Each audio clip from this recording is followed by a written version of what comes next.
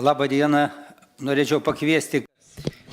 Good afternoon. I would like to invite everyone their seats. We would like to start on time.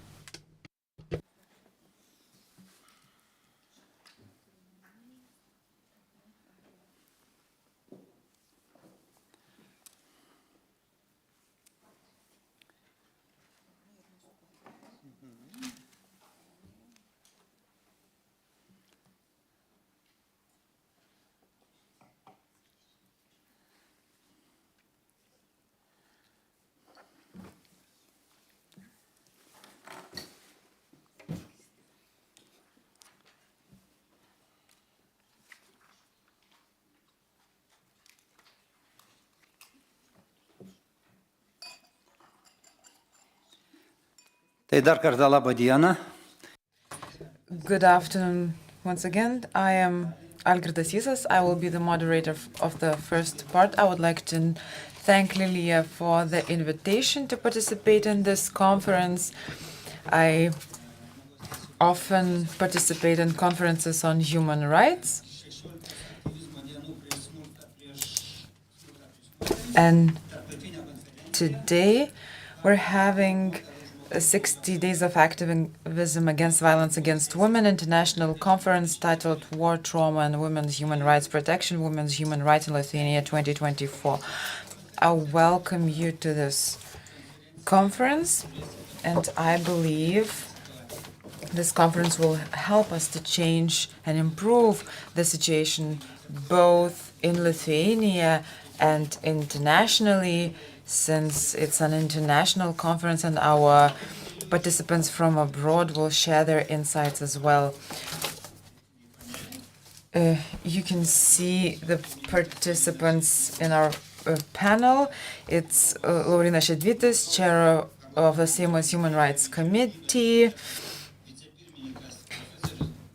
Professor Dainius Žalimas, Vice Chairman of the Committee on Women's Rights and Gender Equality of the European Parliament,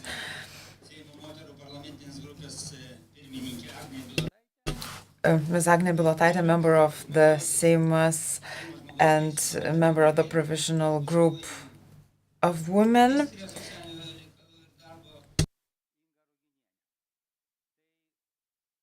and Ms. Inga Ruginienė, incoming Minister for Labor and Social Affairs. Aš pirmiausia labai norėčiau padėkoti šitos. Good afternoon. First of all, I would like to thank the organizers of this conference, which is Vilnius Women's House and Center Against Human Trafficking and Exploitation.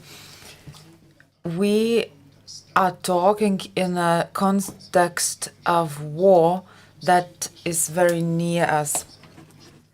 On the 23rd of February on 2022, Russia has renewed its aggression against Ukraine, and the consequence of this aggression were the mass violations of human rights and women's human rights violations as well. In this war, violence is used as a weapon of war, and various agencies of the United Nations constantly highlight those crimes against women and how much they're widespread. But the second part of this question is that people who are victims of violence or people fleeing the war, and we're talking about millions and millions of people, and those who had to stay in Ukraine but who had to flee their home, and refugees who found shelter in European countries, what is their situation? And there are shameful situations where women fleeing the war end up in situations where they become victims of human trafficking. I hope that during this conference we'll try to discuss a variety of issues that stem from this context of war that relate to women's rights violations. And I also hope that we will find solutions at least to some for those questions. Ačiū pirmininkui, aš labai atsiprašau, nepasakiau. Thank you, Mr. Chairman. I apologize. I forgot to mention that we have interpretation available. If you need to listen to the interpretation, please use your headsets. Channel 1 is for Lithuanian, Channel 2 for English. And now our next keynote speech will be given. We'll be giving the floor to Professor Dainius Žalimas. Thank you very much, dear conference participants, organizers, dear guests. I warmly welcome you to this conference dedicated to essentially two aspects to be covered in today's conference, which is women's rights and human rights in general. I would like to, first of all, state that certainly women's rights are human rights. And much like with all human rights, they're all an integral part of our security, be it European, national, or global security.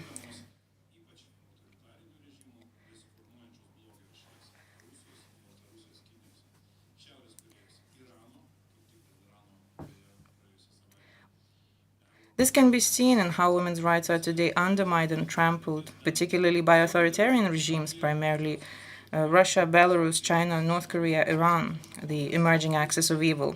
And it is already the case that the most serious crimes in the world against the most vulnerable groups in society, such as women and children, are usually committed not by democracies but by autocracies and dictatorships. And it is they who choose objectification, dehumanization, and sexual violence of women and girls as the modus vivendi, the weapon of war outside the society they control. In addition, women are generally more exposed to risks during armed conflicts, as they are more likely to lose their economic independence, face exploitation, harassment, sexual violence, refugee camps, and face greater risks of being involved in human trafficking networks when fleeing war. Nowhere is this obvious as in Russia's brutal war against Ukraine. The use of sexual violence by aggressors and invaders undeniably amounts to war crimes and crimes against humanity. Aggression and gender-based violence are linked here through the ideology of the Russian world, the essence of which is Russian Nazism, denying the right of all neighboring nations to exist, as well as misanthropy, misogyny, and homophobia, hostility to Western human rights values in general, and the destruction of the rules-based international order. The Istanbul Convention is one of the most effective, powerful, and comprehensive legal countermeasures in the world against various forms of violence against women and discrimination based on stereotypes, as in the case with other authoritarian regimes. It is difficult to find another such an international instrument against which so many arrows of the most disgusting disinformation are directed. Another message that I would like to share as Vice Chairman of the European Parliament's Committee on Women's Rights and Gender Equality is that it is shameful that the Istanbul Convention has still not been ratified in 5 European Union member states, including, unfortunately, Lithuania. And it is shameful that the narratives of the Russian world find a favorable soil here as well. And it is shameful that these narratives announcing the struggle against the so-called genderism are nurtured by the Catholic Church of Lithuania. It is shameful that instead of fighting disinformation narratives spread by international and national judicial and expert institutions, the President and the Prime Minister appointed of Lithuania are starting to create new lines, such as the fact that the European Union legislation may allegedly replace the Istanbul Convention. I have no doubt that they are well aware that this is not true. The EU law does complement national law, but it does not replace the Istanbul Convention. Together with the colleagues of the committee, we will be initiating a resolution of the European Parliament which will once again call on Lithuania and other 4 EU countries to ratify the Istanbul Convention as soon as possible. It is the best cure for misogyny. Certainly, ratification of the convention is not all. It is also necessary to address the specific issues of its implementation and the protection of other women's rights. For example, it is not clear what hinders the alignment of the harassment composition in the Lithuanian penal code with the Istanbul Convention, which does not provide for relationship of official or other dependence as a necessary element of harassment. So far, we do not have a universal concept of rape based on the absence of explicit consent. It is disgraceful that certain EU member states have not been able to reach an agreement on the issue with relation to the adoption of a historic first ever EU directive to combat violence against women. And finally, we see that in some European states, including Lithuania, discussions about the legalization of the right to abortion are still hard to imagine.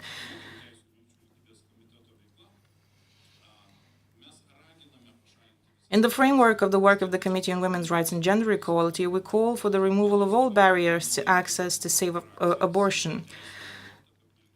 The Renew Europe group I represent seeks to supplement the European Charter on Fundamental Rights with the right to abortion. The importance of this issue has been confirmed more clearly than ever by the painful experiences of women in war. Survivors of sexual violence do not necessarily have access to assistance services. Women's rights are fundamental human rights. Therefore, measures such as ratifying the Istanbul Convention and ending impunity for violations of women's rights are essential for building resilient, strong, prosperous, and pluralistic societies, as well as for responding decisively to the threats posed by tyranny in the democratic world. Thank you once again to the organizers of the conference. May our joint work ensure that every woman feels safe and can fully participate in the construction of our society. I wish you productive discussions and meaningful solutions. Thank you. Ačiū Europos parlamento komiteto. Thank you, Vice Chairman of the Committee on Women's Rights and Gender Equality. In your speech, we had a lot of food for thought.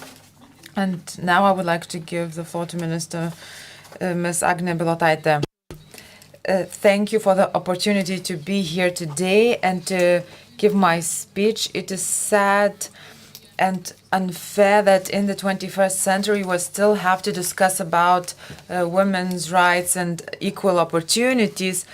And I'm sorry that many stereotypes are very pervasive in our society. We separate things into male and female, and this creates certain conditions that are favorable for violence for women. And when it comes to statistics, we see that the number of crime against women decreased, but the number of sexual crimes against minors, girls, are increasing, and domestic violence is also increasing. In 1 month, we receive at least 4,000 reports about domestic violence, and 600 of those are subject to pretrial investigations. And we see that the perpetrators are mostly men, 3,877 and 717 women. 1,138 women were convicted and 112 women were convicted.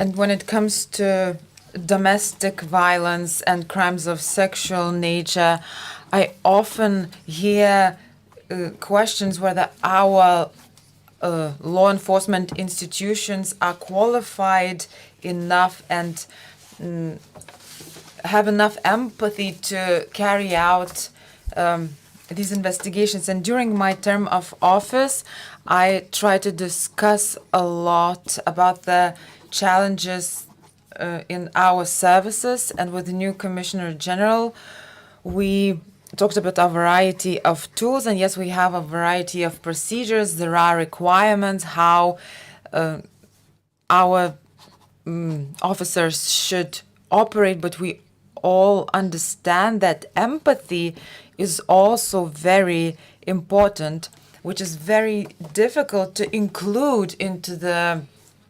description of a procedure.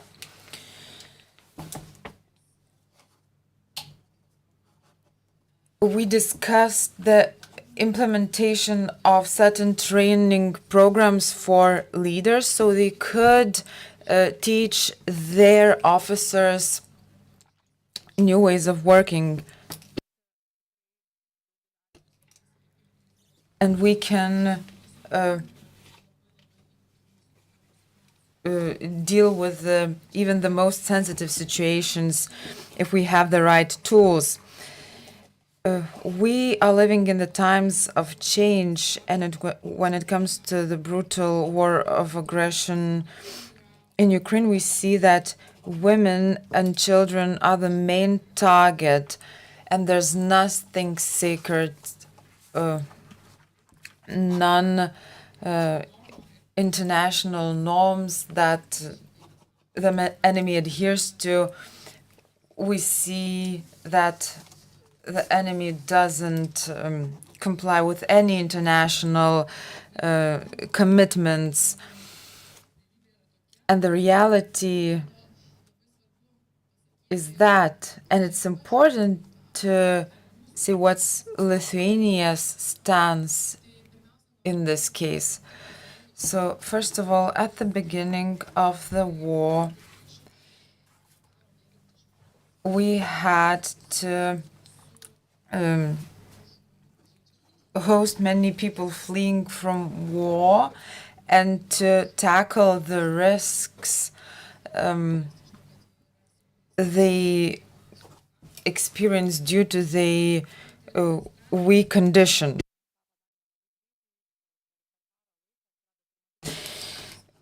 In 24 hours, we established the first center for registration. We were talking with the European institutions, and we saw that human trafficking and other possible consequences can be very serious. And the registration centers were led by police officers. Secondly, we implemented certain measures of security and prevented third persons from entering those centers. And we communicated with NGOs and with all people who worked in those registration centers and informed them that people fleeing the war should know about the possible threats and risks as they're fleeing the war. So we focused on prevention. And many Ukrainians were informed by our police officers and representatives of our NGOs about potential risks.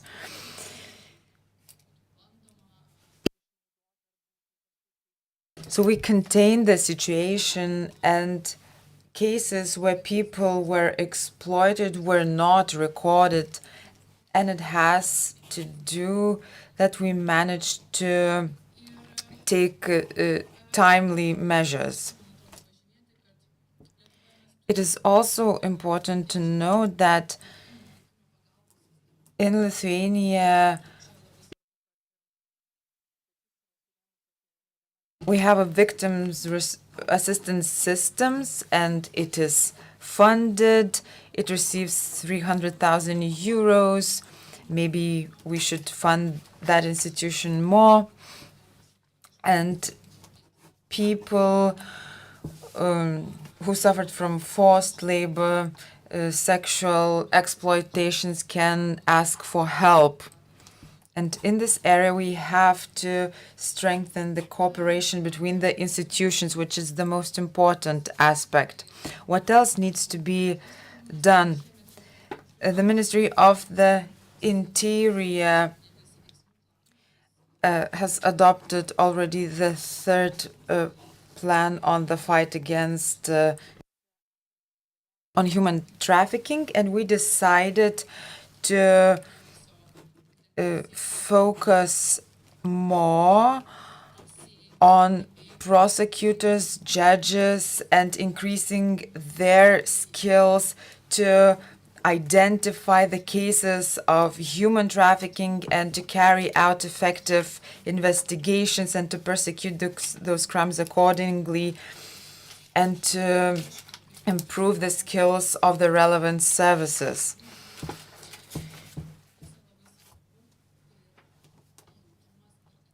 As I've already mentioned, empathy and being sensitive is also very important. Yes, there are procedures in place, but there are cases where these human factors are necessary, and we have to increase the competences of our institutions to act in those sensitive situations. And I know that these changes cannot take place overnight, and we need to put effort and will to do that.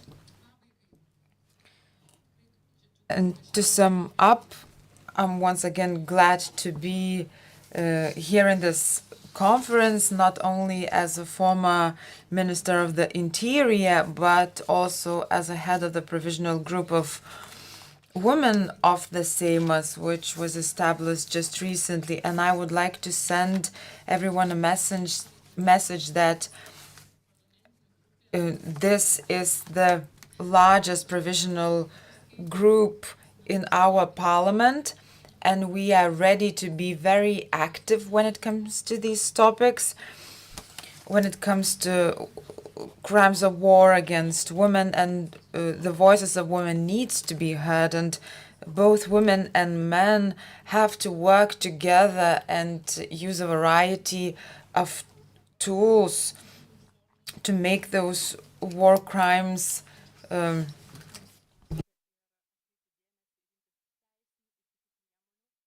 intolerable, and how to defend women and children from these kind of crimes. And as for the situation in Lithuania, I would like to say that sometimes I think that in Lithuania there's an elephant in the room, but we refuse to see it when it comes to the challenges related to women's rights. It's a sensitive topic. We struggle to take action, but I hope that this provisional group of women, together with NGOs, will manage to take up the leadership in order to achieve change, which doesn't come overnight. But first of all, we have to accept the problem, and only then to take the necessary steps to solve those problems. Finally, I hope that there will be a day in our country where we don't have to talk about women's rights anymore, because we will have them. Ministrai, džiaugiuosi, kad šiandien garbių svečių. Thank you, Madam Minister. It's a pleasure to see people among other guests that are also raising tasks for the future for all of us. So last but not least, another welcome address by another person who needs to rush for a TV interview. So the floor is yours, Ms. Ruginiene. Thank you, Algirdas. Well, I'm really happy that we are being vocal about things that do matter. And I truly appreciate narrowing down of the topic to the issues faced by women fleeing war or suffering from war. Because we did not have a situation for quite some time where we had a war at our doors. So today we have to address those issues together as neighbors, as a community, as members of a single team. And so the issues that have been raised by Professor as will be addressed, and we have already discussed some of the things mentioned by him in our previous committee meeting regarding the transposition of some of the European legislation provisions into national law, and hopefully those changes will soon be discussed in our committee as well. So I truly appreciate those open discussions with no limitation where we address those real-life situations in the search for solutions. And I hope that this will not be the last time that we will cover these very important matters. Thank you. Ačiū visiems už gražius. Thank you all for delivering your kind, welcoming remarks for this conference. That gives us some food for thought. But before the Q&A session, we will listen to several keynote speeches, and let's start right away with them. So let me first of all give the floor to Ms. Lilija Henrika Vasiliauskė, representing Vilnius Women's House, who is going to talk about the women's human rights in Lithuania in 2024.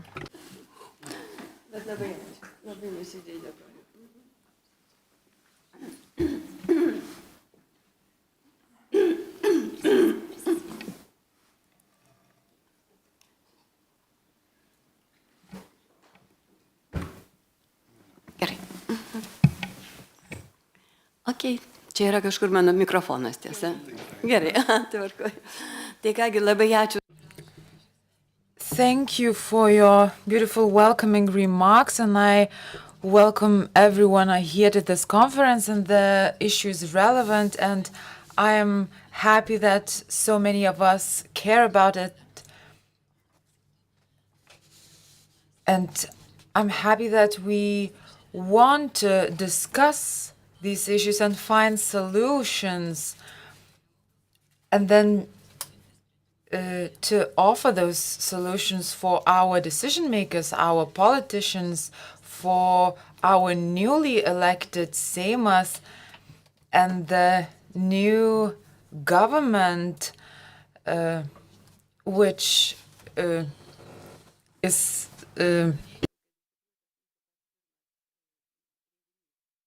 leftist.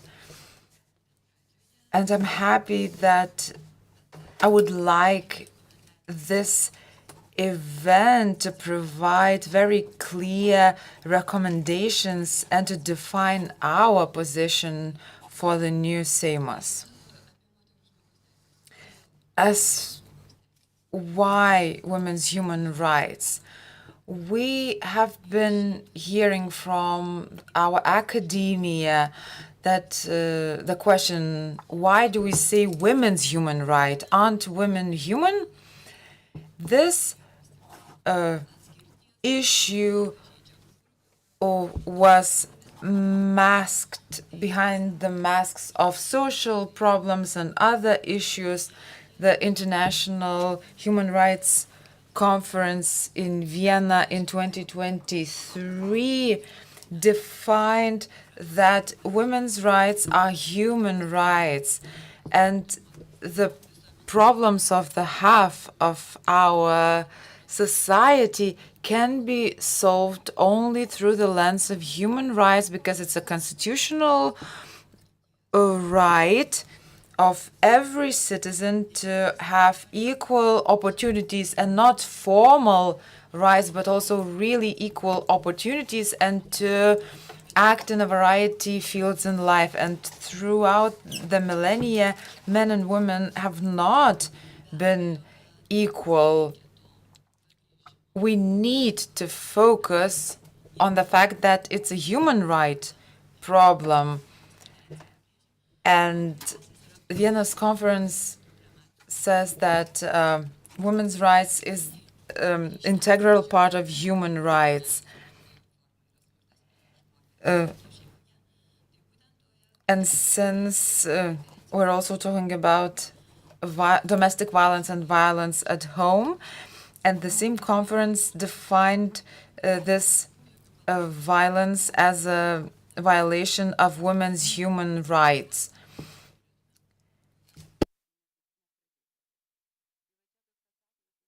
So this is my answer, because recently I've been hearing a lot of questions, and I'm sad to admit that the discourse of women's human rights is almost non-existent in Lithuania. The rights of the LGBT community, which I support, they are known, they are being discussed about, they're being consolidated. We have gay prides, but I haven't seen a march for the fight against violence against women.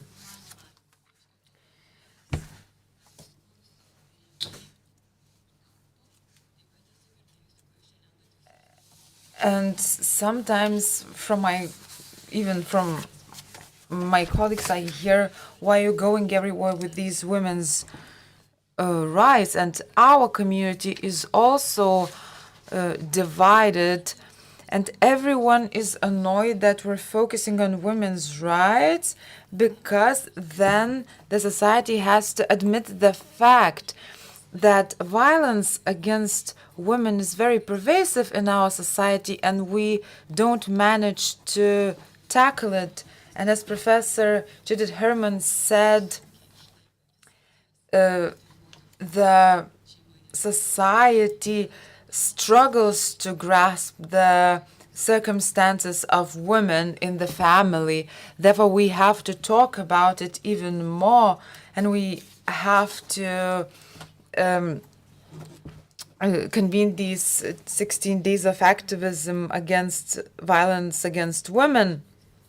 And we're still waiting for the solutions to solve our problems, because the current solutions are incomplete, or we have the solutions, but the implementation is lacking. Especially in municipalities, we see that what we are talking about here today, it doesn't exist at a municipal level. The official, the state policy regarding these issues in Lithuania should not be the responsibility of municipal organizations.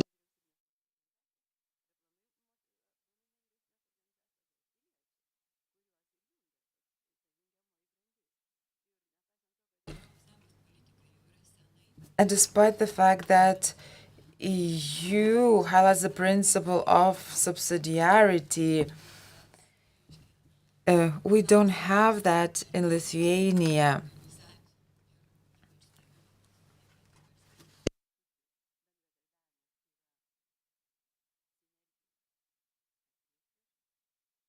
So I'm not sure whether our NGOs, municipalities can actively cooperate, and we can discuss about it during our panel discussions. They do not work in synergy. And all of that takes place during the times of the great challenge of these geopolitical conflicts.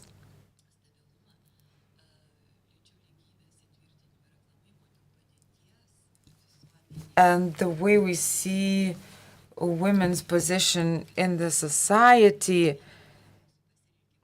it affects our preparedness for bigger challenges. So I would like to focus on the factual situation of women's human rights in our country. And the real situation is not very favorable. In the new Seimas, there is one more woman than previously, so there are not many women in our decision making.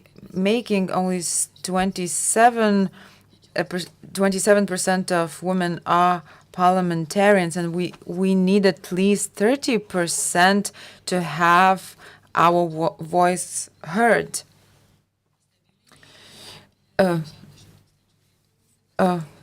Violence against women amounts to 60,000 reports per year, and this high number of reports means that our citizens trust the institution and are not afraid to talk about it.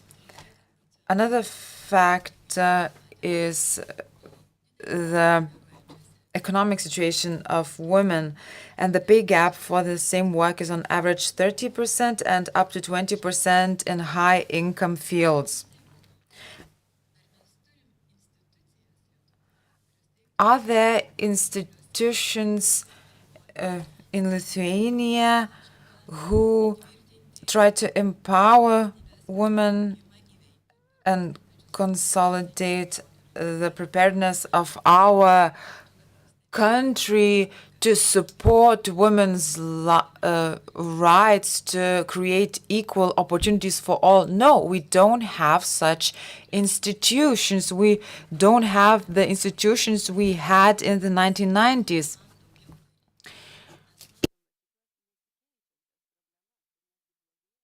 We see the situation that is actually deteriorating, and capitalism is merciless to those who are the weak, meaning women and children. Women are not weak, women are very strong, but we have those institutional mechanisms in place that prevents women from participating fully in the life of the society. We have to talk about institutions and mechanisms while we still have time, while we can still make investments into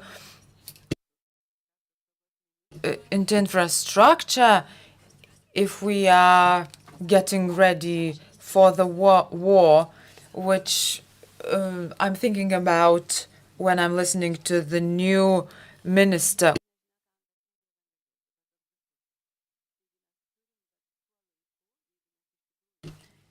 So right now, if we're getting ready for serious challenges, we have to make sure that half of our society is capable of meeting those challenges. So it has to do with women's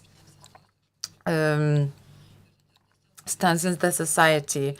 And my time here is limited, and I would like to talk about the most topical fields. We are asking the Social Democrats to bring back the position of an advisor to Prime Minister on the questions related to women's rights. I'm happy that Ms. Agne Bilotaitė is the head of the provisional group of women.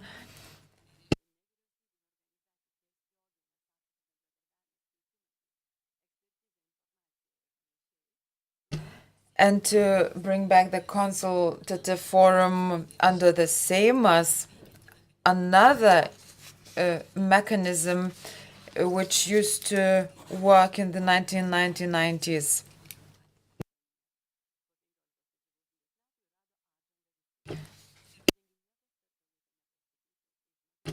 There were no changes since those days, and we are actually in a regress, and it's a threat to the stability of our society.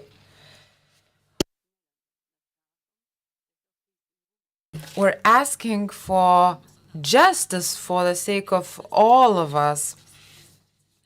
And another institutional mechanism that is very important but not very active is the implementation of law on equal opportunities. And it is still relevant, and there's no institution that is responsible for the implementation of this law.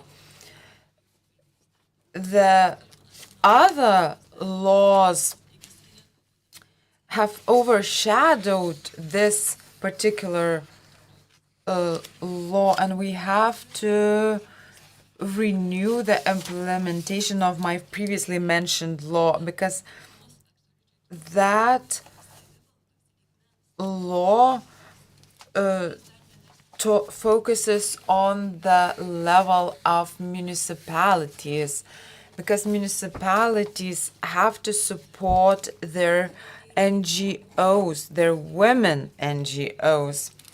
women, 27% of them experience the effect of glass ceiling, and their power is concentrated in NGOs, and women's NGOs are unfunded.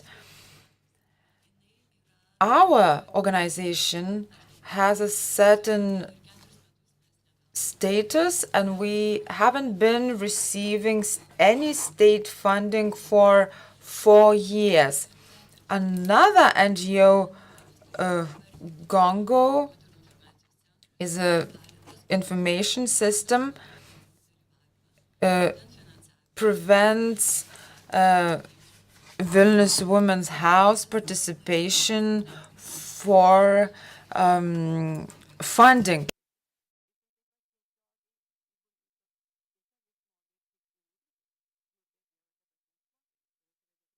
We have to focus on the issues of violence sufferers.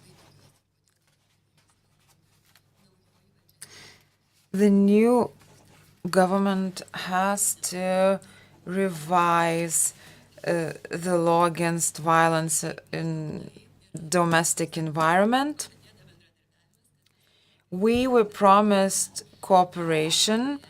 We were promised the discussions with the new minister that we admire, and we expect a breakthrough from her. I would also like to talk about the dying democracies. I still have 1 minute left. How do democracies die? They die when we embrace populists, when we open the door to them to come to the government. And what happens then, as Professor Žalimas said, he said a lot of things that I wanted to say, is that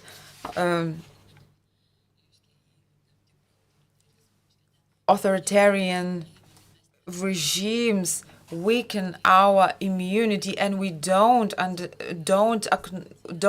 identify people who don't uphold the values of democracy, who justify violence, who praise certain authoritarian regimes. It means we have yet another threat for women's human rights, because those populists are those who try to sweep the discourse of human rights under the rug. But this discourse requires respect for everyone, for your opponents, and for women as well.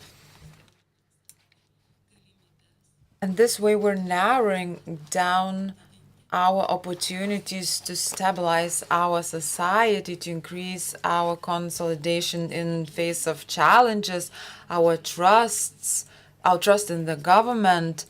And we want to respect our government. The first challenge was related with Kasčiūnas, who has a narcissist past.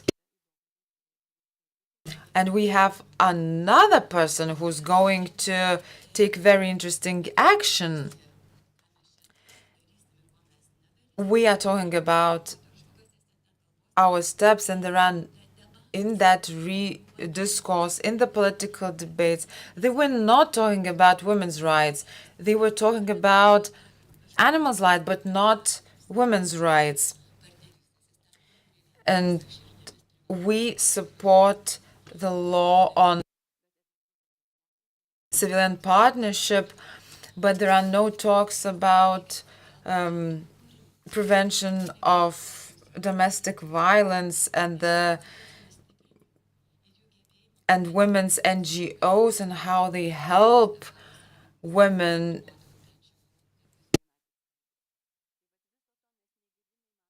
We don't hear that in the political debates. But women's rights is a very important condition for our democracies. I hope that we will be able to see exactly the trends of the weakening democracies. But to finish on a positive note, is two demonstrations titled 10 Minutes of Silence. And I would like to talk about the index of civic power. Where is the power of non-governmental organizations? At the bottom. And we have to strengthen the non-governmental sector, the civil society, and to consolidate women's human rights. And we need to introduce quotas of women's participations when making certain decisions and implementing a very clear monitoring. And we have to revive, as I said, certain institutions in order to strengthen the democracy in our society, to oppose those trends that we're seeing today. Thank you. More about it you can read in our resolutions, and I wish everyone fruitful discussions. We have a lot of important presentations that help us to understand this area even more. Ačiū Lilijai, kadangi šiek tiek vėluojam, tai Thank you, Lilia. Since we are lagging a bit behind, so I would like to encourage other keynote speakers to stick with their times. So let me now give the floor to Ms. Cristina Fabre, the representative of the European Institution for Gender Equality. Thank you. Good morning. It's a pleasure to be here and to discuss, as Ms. Bilotaute said, that it's a pity that at this point we need to discuss about the human rights of women, but unfortunately I think that it's more timely than ever, because we have seen like a lot of disinformation campaigns and anti-gender narrative spreading around the world, and I'm very happy that we can join this discussion here at the Parliament, and we look forward like a more strengthened cooperation and synergies, as Lilia was saying, in this field.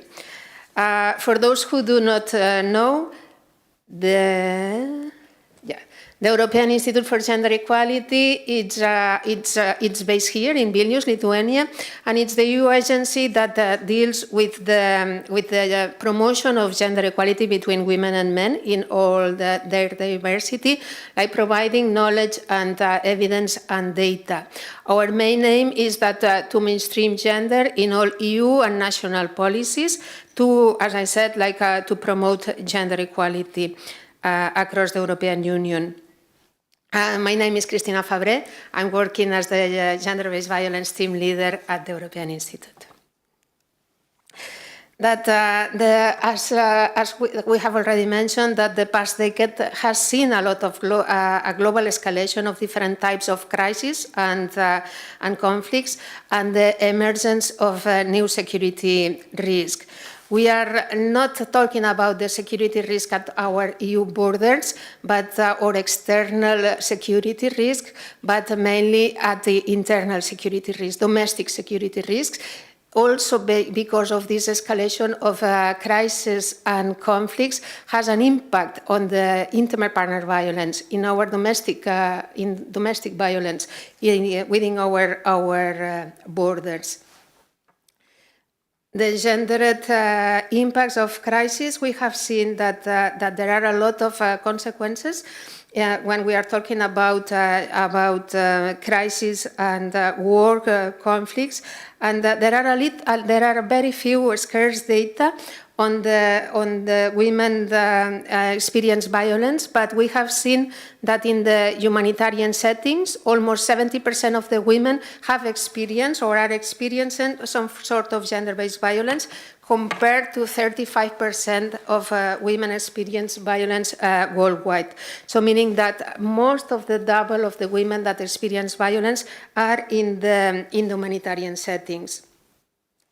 Different elements during and after crisis contribute to the shift on the gender norms and power imbalances, especially within the households. We have seen that ex-combatants returning home after the war, after the conflict, that how little coping mechanisms they have in place that to transition to non-violent behavior and also to deal with the trauma of the war. So this includes, it increases the risk of intimate partner violence, not only the risk, but the actual prevalence. So there's a need also to work in relation to these militarized masculinity forms that men are embedded into, that if we want also to prevent the escalation of intimate partner violence after conflicts.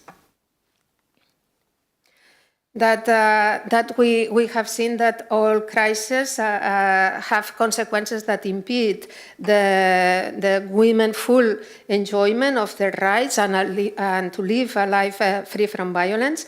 Therefore, it's crucial that the strategies and policies in place for crisis preparedness and crisis management are designed through a gender-responsive approach, including measures to protect women's rights. Recently, we have seen also an increased recognition of the interconnection between context of crisis and women's rights. As an example, the appointment of the new European Commission, Ms. Lafhit, who is entrusted to work both on the crisis preparedness and management and equality. The deep connection between context of crisis and post-crisis scenarios and the intensified risk of gender-based violence against women and girls highlights the need not only for policy coherence between the areas of crisis preparedness and management and gender-based violence prevention, risk mitigation and response, but first and foremost for policies that prevent that includes gender responsive and policies and develop the measures to really meet the needs of all people, especially women and girls. I will highlight a bit the work that we have conducted at AIGE. One of the first reports or research that we conducted after the Russian war of aggression against Ukraine in 2022 was to analyze the implementation of the Temporary Protection Directive. And we saw that after all these 80 million people fleeing Ukraine and seeking refuge and protection across the European Union, we were assessing how women fleeing Ukraine had access to the sexual and reproductive health services. According to the Temporary Protection Directive, all women and girls fleeing the war had to have free access to the health services in the European Union. We saw that only 3 member states granted immediate access to health care without prior presentation of any document, and only 13 member states established rape crisis centers. If we check the situation in Lithuania, we saw that the access to the healthcare was quite open. They requested some documents to access all health care support services, but they were like the application of the Temporary Protection Directive or the asylum seeker status. Most of the women were entitled to specialized services, but there were some restrictions in relation to accessing emergency contraception and abortion care. If the women were requesting female healthcare professionals or a translation, the female healthcare was provided, and translation was available for all services in English and Russian. The most worrying finding from the implementation of the Temporary Protection Directive in Lithuania was that most of the respondents from the governmental bodies and specialized support services were not aware of any standard or guidelines of the provision of these services, so that they were not aware of referral protocols in place or other guides how to better provide these services.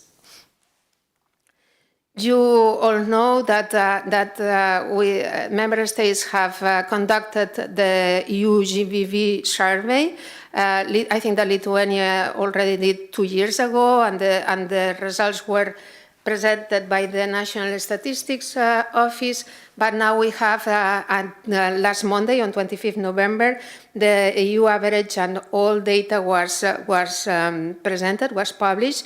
And if we compare the data from Lithuania against the EU average, we see that the numbers are very similar, though that the women in Lithuania responded that the physical violence was more prevalent than in the EU average, although sexual and psychological violence was less prevalent.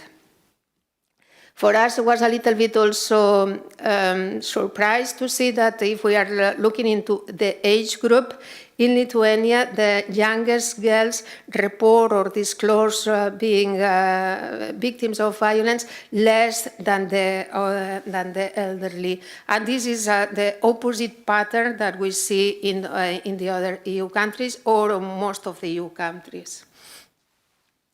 The intimate partner violence has the same average that the EU average. So 1 in 3 women in the European Union and in Lithuania suffers from intimate partner violence. As I mentioned, in Lithuania, physical violence is more prevalent than in the EU average countries. But awareness is very high, so most of the respondents said that intimate partner violence in this country is very common or fairly common, like more prevalent than the EU average. But when we are talking about disclosing violence, that we see that the reporting to the police and the health services is very similar to the EU average. And most of the women also only disclose being victims of violence to close persons, so that women still cope with the experience of violence without any specialized or professional support. But worryingly enough, here in Lithuania also that the access to support services is quite low in comparison to the EU average. We see that in the EU countries, almost 14% of the women access some support services after the experience of violence. Here, the prevalence or the percentage of women accessing special support services is only 5%.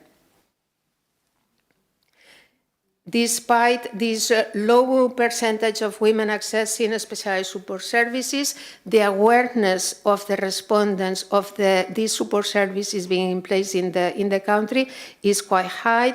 It's less. The awareness is less when we are talking about the knowledge of the free legal aid. If we compare this data with the administrative data coming from the police services, we see that it's similar, so that the violence has been decreased a bit since 2018. The reported intimate partner violence and domestic violence, it's decreasing. And that the victims are mainly women. So we requested data from the police about female victims, and all victims. And we see that when we are talking about intimate partner violence, it's almost 90% of the persons reporting being victims of violence are females. When we are talking about domestic violence, it's also more than 3 out of 4. And we are talking about any violence. Also, women are still like more prevalent victims of any form of violence than men. We want to put the spotlight on the EU directive. We know that in May 2024, the first EU directive on combating violence against women and domestic violence was adopted, and the directive mirrors the structure of the Istanbul Convention, with the aim of providing comprehensive framework to effectively prevent and combat gender-based violence across the EU. The directive criminalizes some offenses, also increases some penalties, and has a strong focus also on victims' protection, support, and access to justice, data collection, and coordination and cooperation. When it comes specifically to address the needs of women and girls victims of gender-based violence in the context of crisis, the directive recognizes that specialist support services, including shelters and rape crisis centers, should be considered essential. There's also like an important or a crucial aspect of the directive that is to assess the victim's needs, so that the directive has the focus on the need of the gender, specific gender analysis of the assessment of the victim's needs, and specialized support services, meaning also that we need to strengthen the referral mechanisms and the coordination between the different agencies and bodies to ensure that women are fully supported. Article 25 is core in terms of providing victims of gender-based violence with accessible specialized support services, irrespective of whether they have filed a formal complaint. Those services shall provide information on any relevant matters and support tailored to multiple needs of victims, based on guidelines and protocols for involved professionals. We have seen that when we were analyzing the temporary protection directive, most of the professionals were not aware of the existence of these protocols or referral mechanisms being in place. So here we are not talking about a health system, but also like all specialized support services, but we can assume that there's a need to foster all these mechanisms to ensure referral to specialized support services. Member states, therefore, shall ensure sufficient human and financial resources to those specialist support services, as well as coordination through a contact point. The same attention is devoted to appropriately equipped and easily accessible rape crisis or sexual violence referral centers to ensure effective support to victims of sexual violence and the clinical management of rape in a trauma-sensitive manner. Member states shall provide for victims of sexual violence to have timely access to healthcare services, including sexual and reproductive healthcare services available free of charge, daily accessible, with a sufficient capacity and geographical distribution. The implementation of the EU directive will start now, in January 2025. Member states will have time till June 2027 to transpose the directive. And it will be different mechanisms also that to ensure that the positive impact of the transposition of the directive at national level, such as the implementation of the European Commission workshops, but we also strongly believe that the ratification of the Istanbul Convention will make an impact in having like a more positive impact of the transposition of the directive at national level. We saw that despite the fact that, as I was mentioning, the directive mirrors the Istanbul Convention, that to ratify an international convention only can strengthen and foster the provisions that are in the directive. Also, we have seen that when we are talking about protection, we are talking about cross-border protection of victims. And for this, the Istanbul Convention is crucial because we need to foster this international and judicial cooperation cross borders. Coming back to the directive also says that member states shall adopt national action plans in consultation with specialist support services where relevant, and national action plans should cover prevention and protection. So in this sense, I just want to kind of second what Lily was saying, that for having national action plans, we need to listen to the support services. We need to listen to women victims. And for this, that to strengthen the cooperation and the coordination is a must. Also, that in relation to the Women, Peace and Security agenda, EGE is now developing some guidelines on how to strengthen the combat of gender-based violence and violence against women through the implementation of the Women, Peace and Security agenda, how we can have like better national action plans.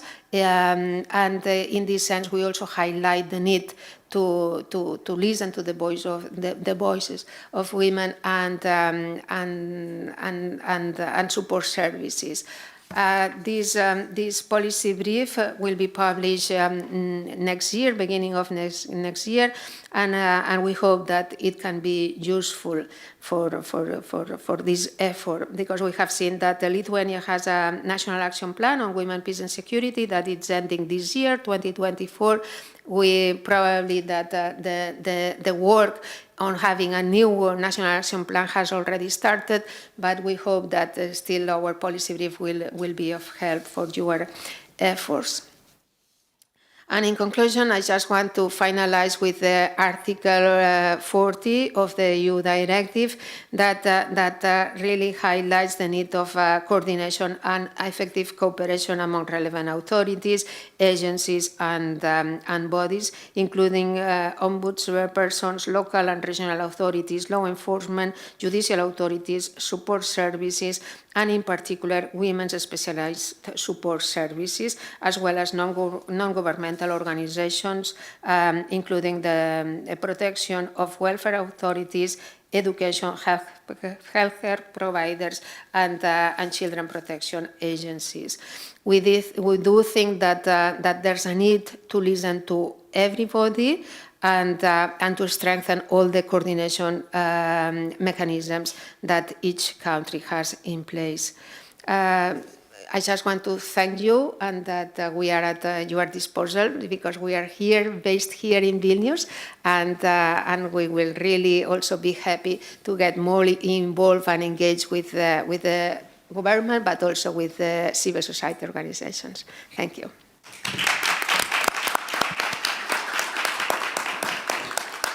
Dėkojam Kristinai, o dabar paskutinis.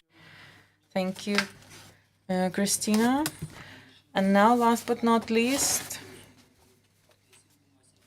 to speak on seeking justice for women survivors of war trauma in the Balkans, we'll be hearing from Vilijana Branković, women's human rights expert, former member of the Review Committee from Serbia. Please, the floor is yours. Thank you. I'm really honored to participate at this conference, and I'm sorry that I cannot join you in person. This is due to some family problems. Let me introduce myself briefly.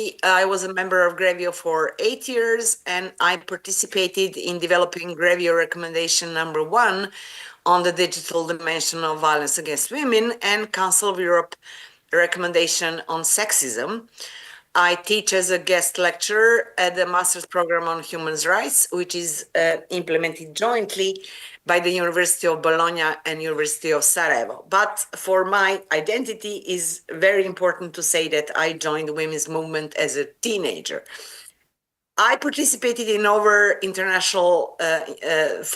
international projects across Europe, Central Asia, and MENA region, mostly focusing on cross-cultural comparative studies on violence against women and children, and analysis of implementation of international standards, including CEDAW Convention and the Istanbul Convention.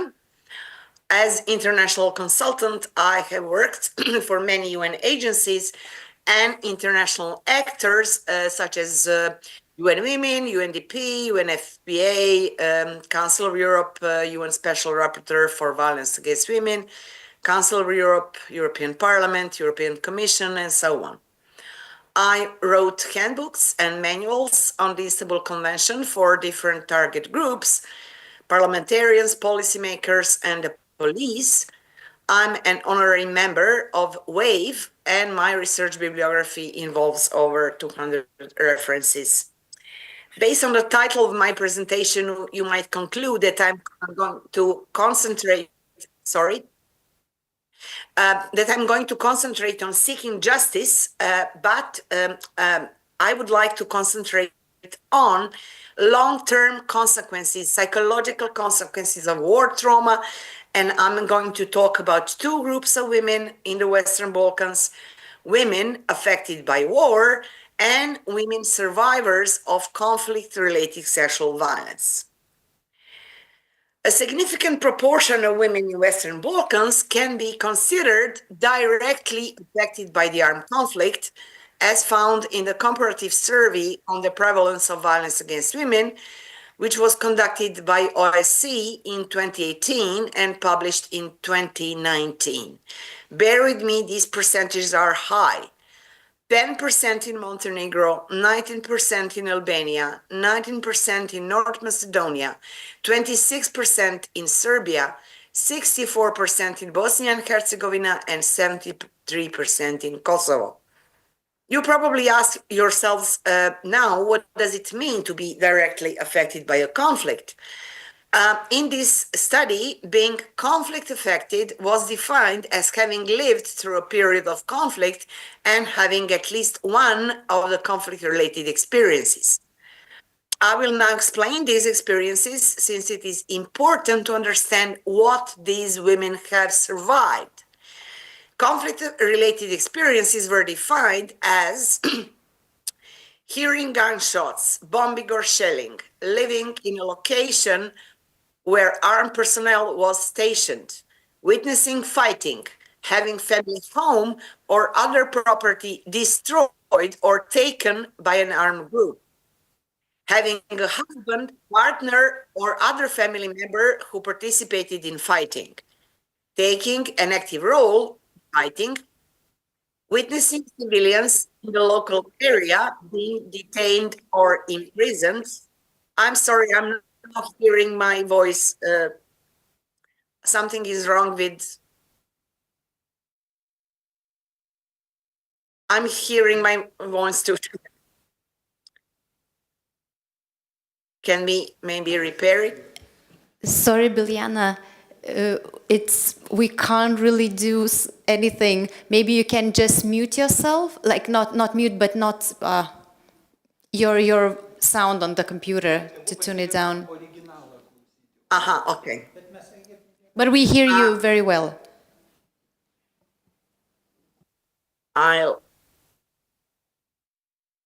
Okay. So other experiences include witnessing or having a husband, partner, or adult family member who participated in fighting, taking an active role in fighting, witnessing civilians in a local area being detained or imprisoned, witnessing civilians dying due to the conflict or being forced to flee family home during the conflict. So I'm asking you now to try to imagine the country in which so high proportion of women, 1/4 or even more than a half of female population, have been affected by conflict-related experiences. Can you imagine psychological consequences? Unfortunately, in this survey, serious long-term psychological consequences were identified. But please keep in mind, this is very important, this survey was carried out about 30 years after the wars. So this survey shows that women are more vulnerable to violence when their partner has been involved in conflict. Those women whose partners fought in wars were more likely to have experienced different forms of sexual or physical violence by that partner. This is a very well-known fact, which was obtained in other countries too, and Christina Fabre talked about this as well. But let's go back to the Western Balkans.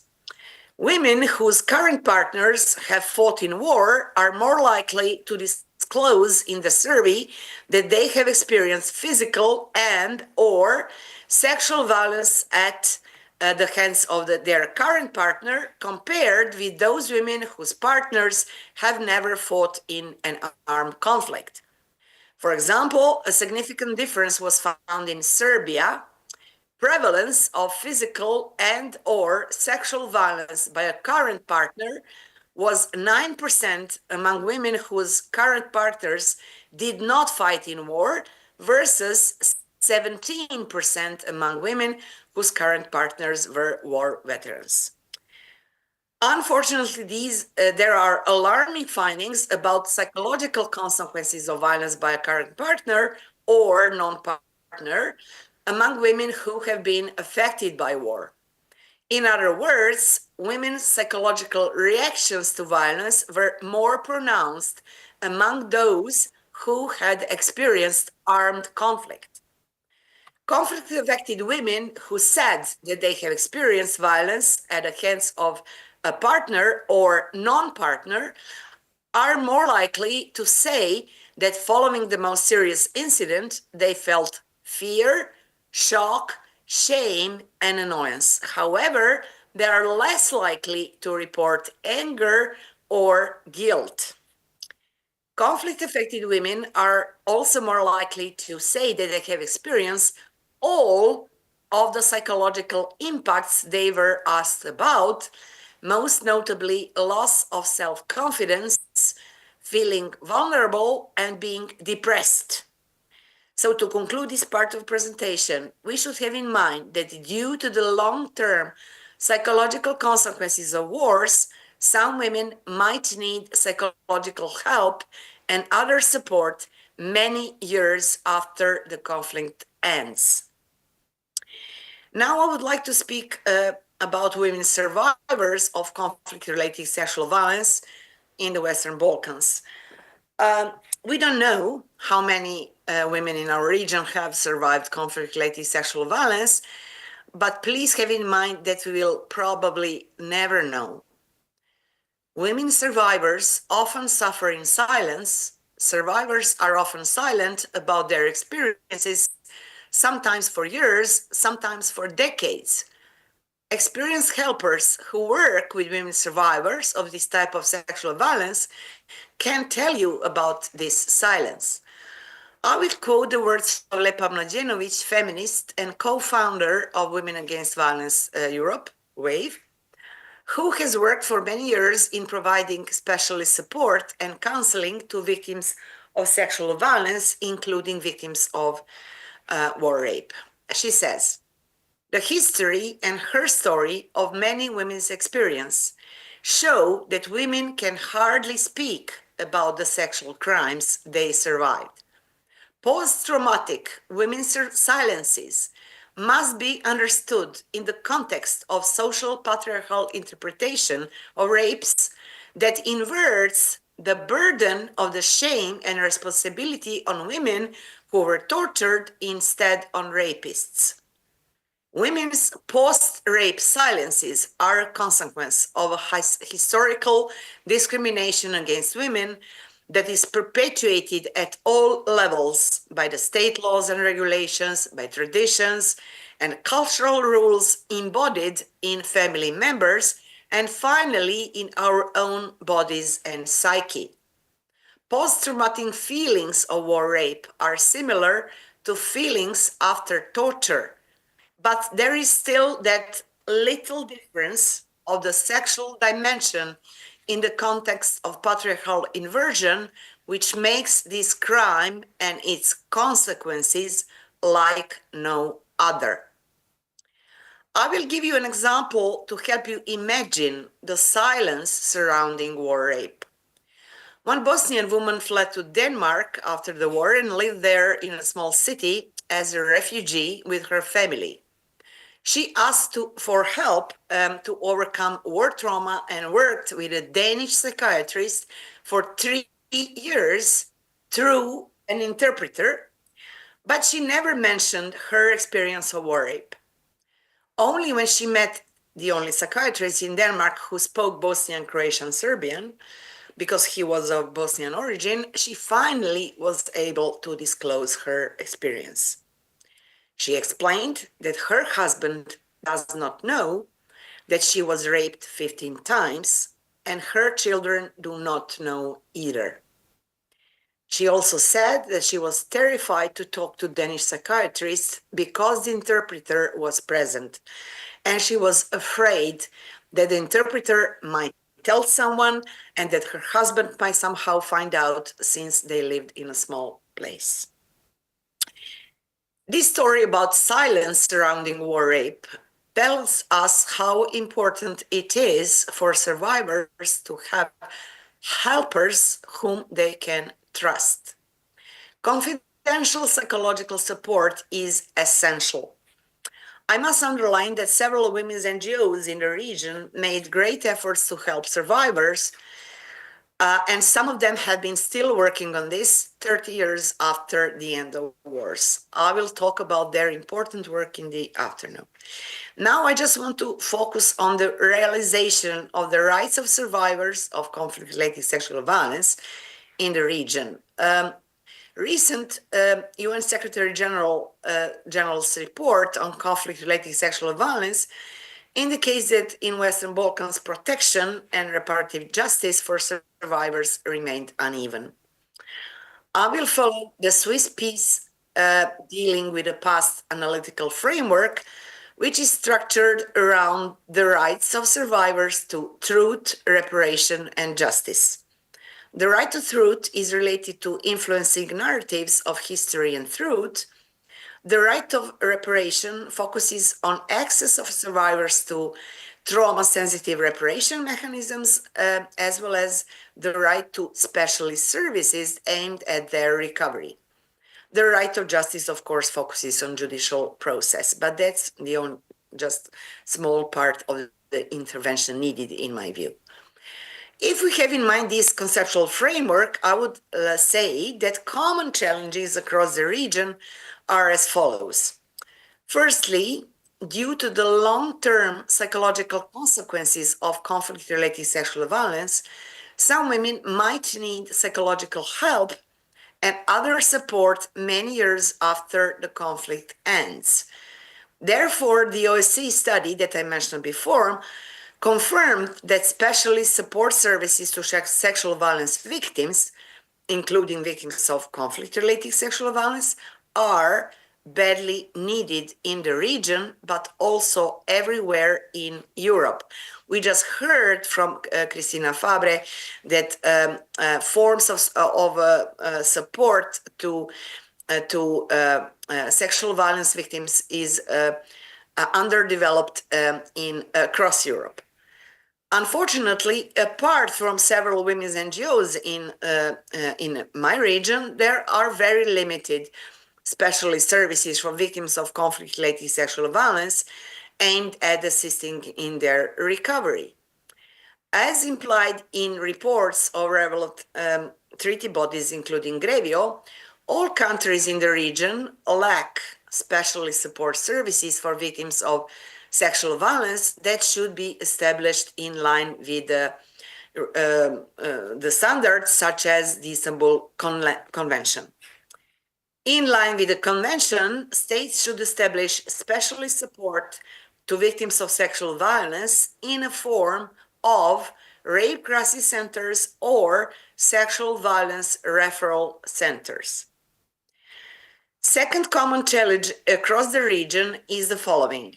Laws regulating the rights of survivors to reparation were adopted in Bosnia and Herzegovina, for example, but not in Serbia.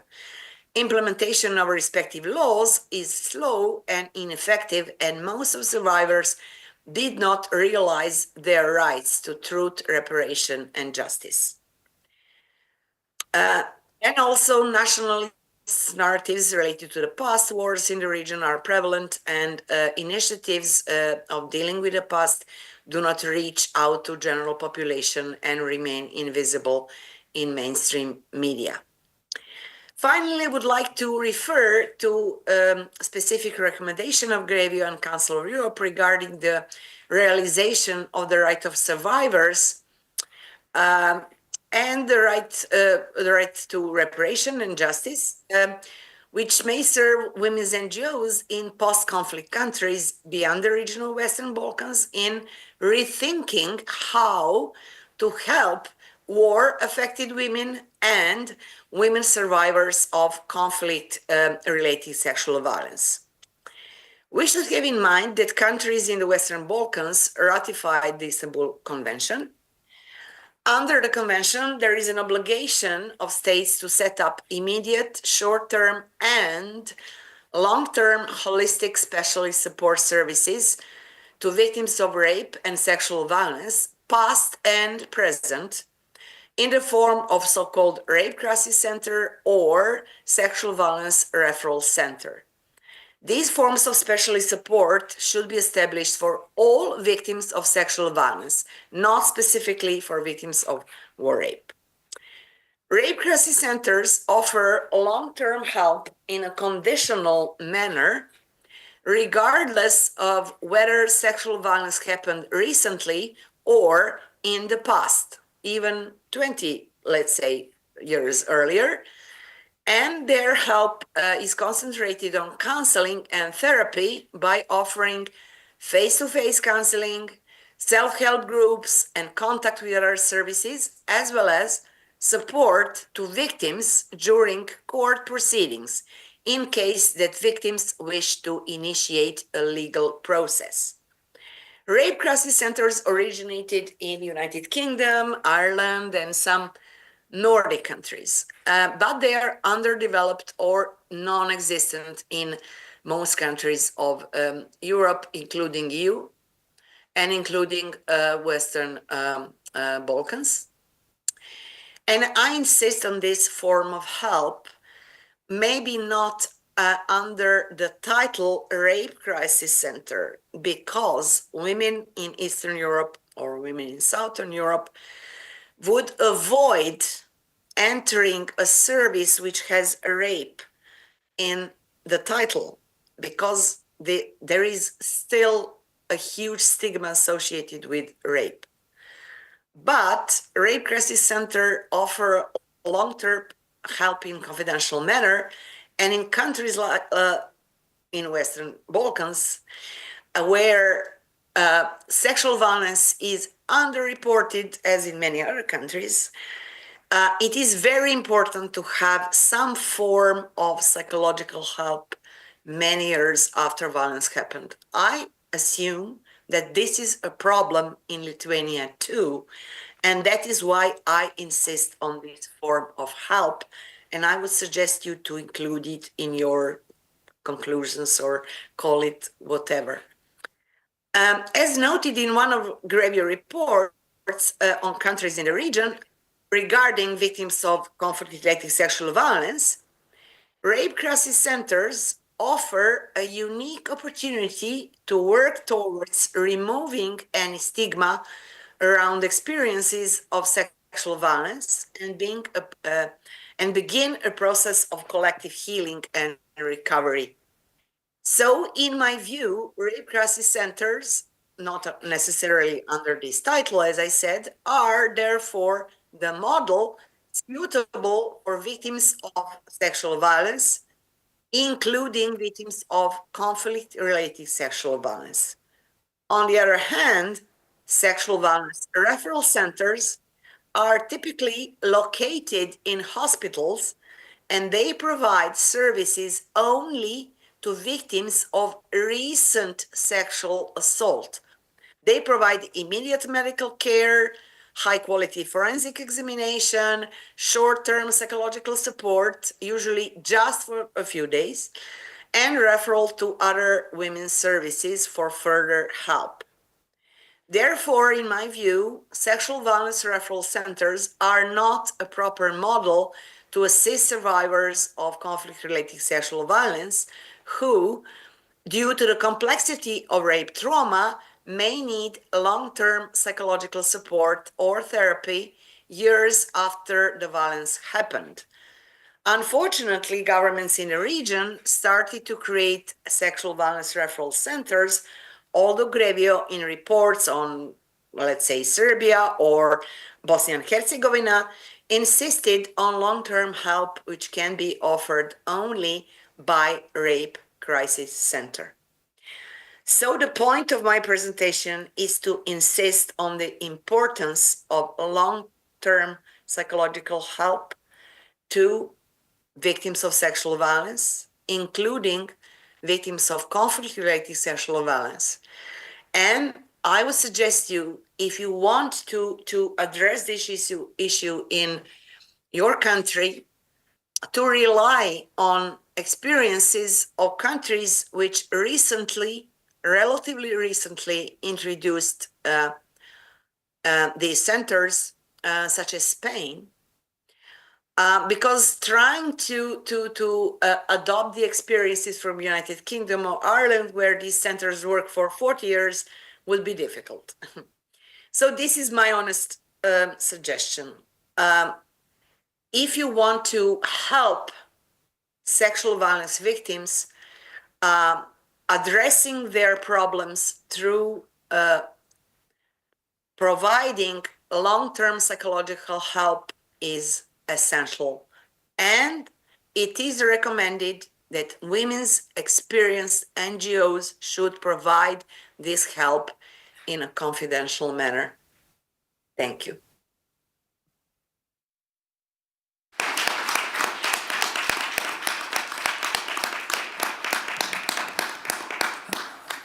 Labai ačiū, Biljana, už jūsų įžvalgą.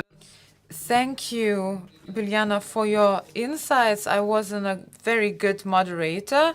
We are already on our coffee break, but has anyone got a question, for example? Because we have a time slot allocated for questions. Yes, Christina, the floor is yours.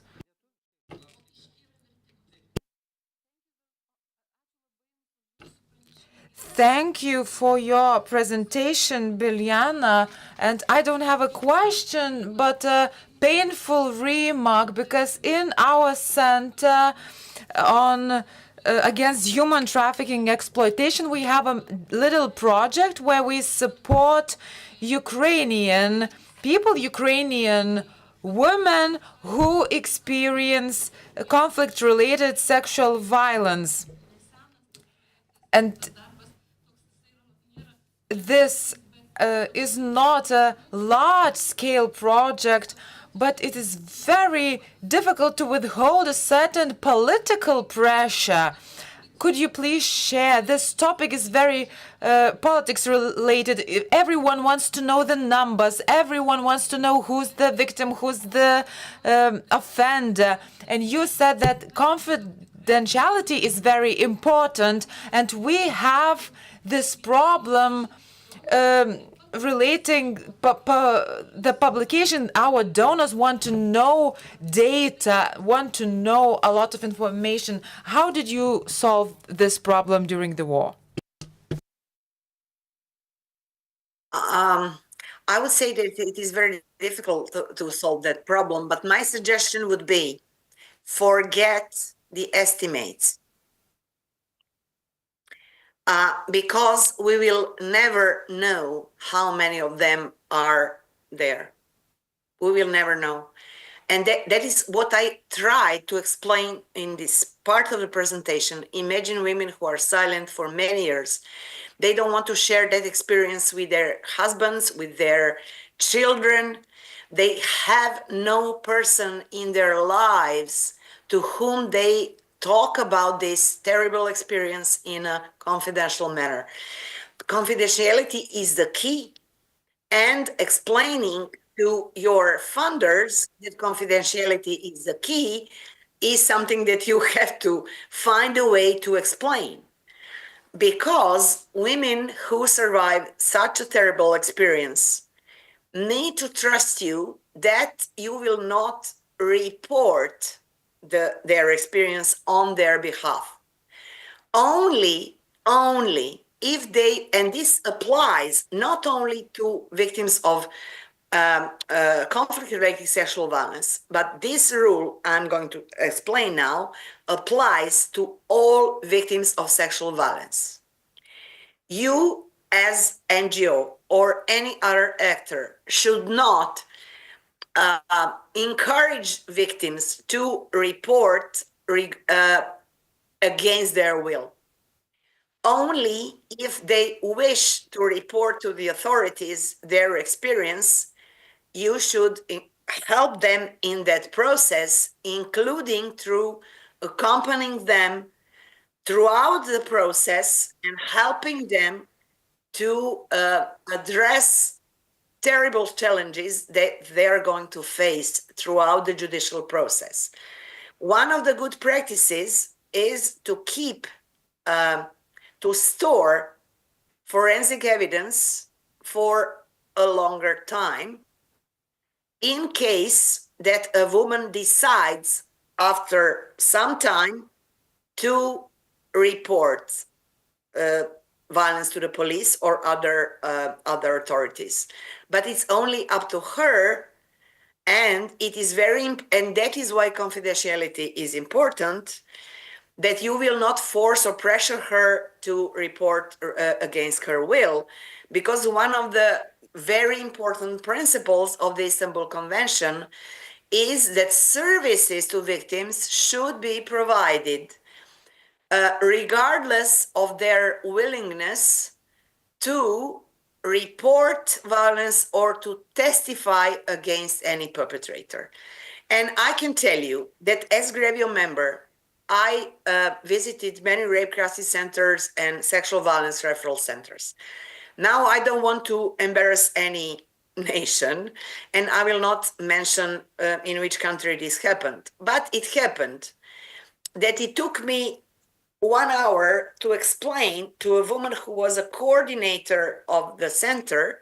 She thought that this was a rape crisis center because she wasn't aware that services that their center is providing are actually cannot be defined as a rape crisis center because they are not providing long-term psychological help. They are just providing forensic examination and some medical care.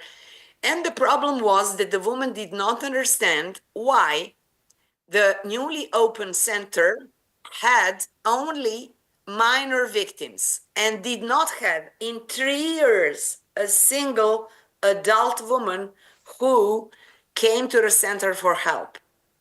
The reason was that in that country, doctors have to report sexual violence as soon as they have doubts or as they have a reason to suspect that sexual violence or physical violence happened. So women are actually, and remember this, women will, in countries like this country, which I'm not going to mention, women will avoid to come to help, to support services if they have doubts that services will pressure them to report, or even worse, that services will immediately, automatically report violence to institutions against their will. I don't know if this is helpful, but this explanation is based on the Istanbul Convention, and this is the only way how you can maybe explain to your donors that you are not going to pressure women and that you are not going to publish false figures. Forget figures and estimates, because estimates are often exaggerated or simply explain that women are silent about these experiences, and you cannot provide figures. Full stop. Thank you so much. It's very helpful. Thank you, really. Dar kartą dėkoju. Thank you once again.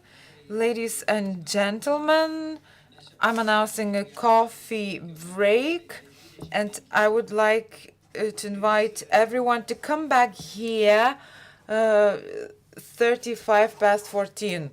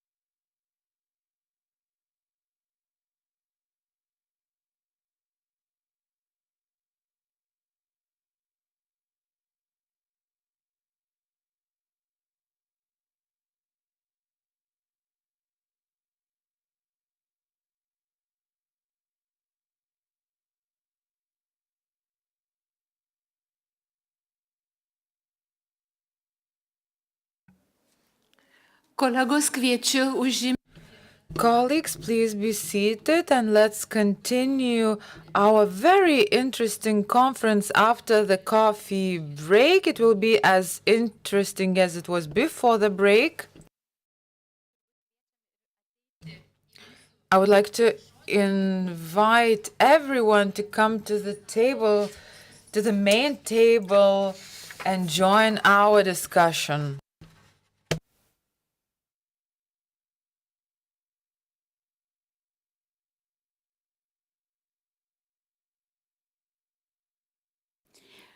Mano bendradarbės, gal jūs galite. Colleagues, could you please close the door and let's begin the second part of our conference.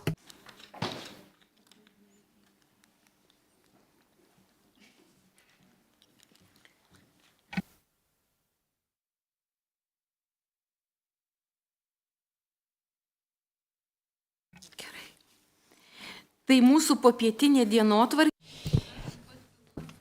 On our agenda, we'll have 5 presenters, 15 minutes for each, and I would like to invite you to ask questions, and during some presentations, you may get questions, and how should we go about it? Maybe you could just raise your hand during a presentation. Would it work?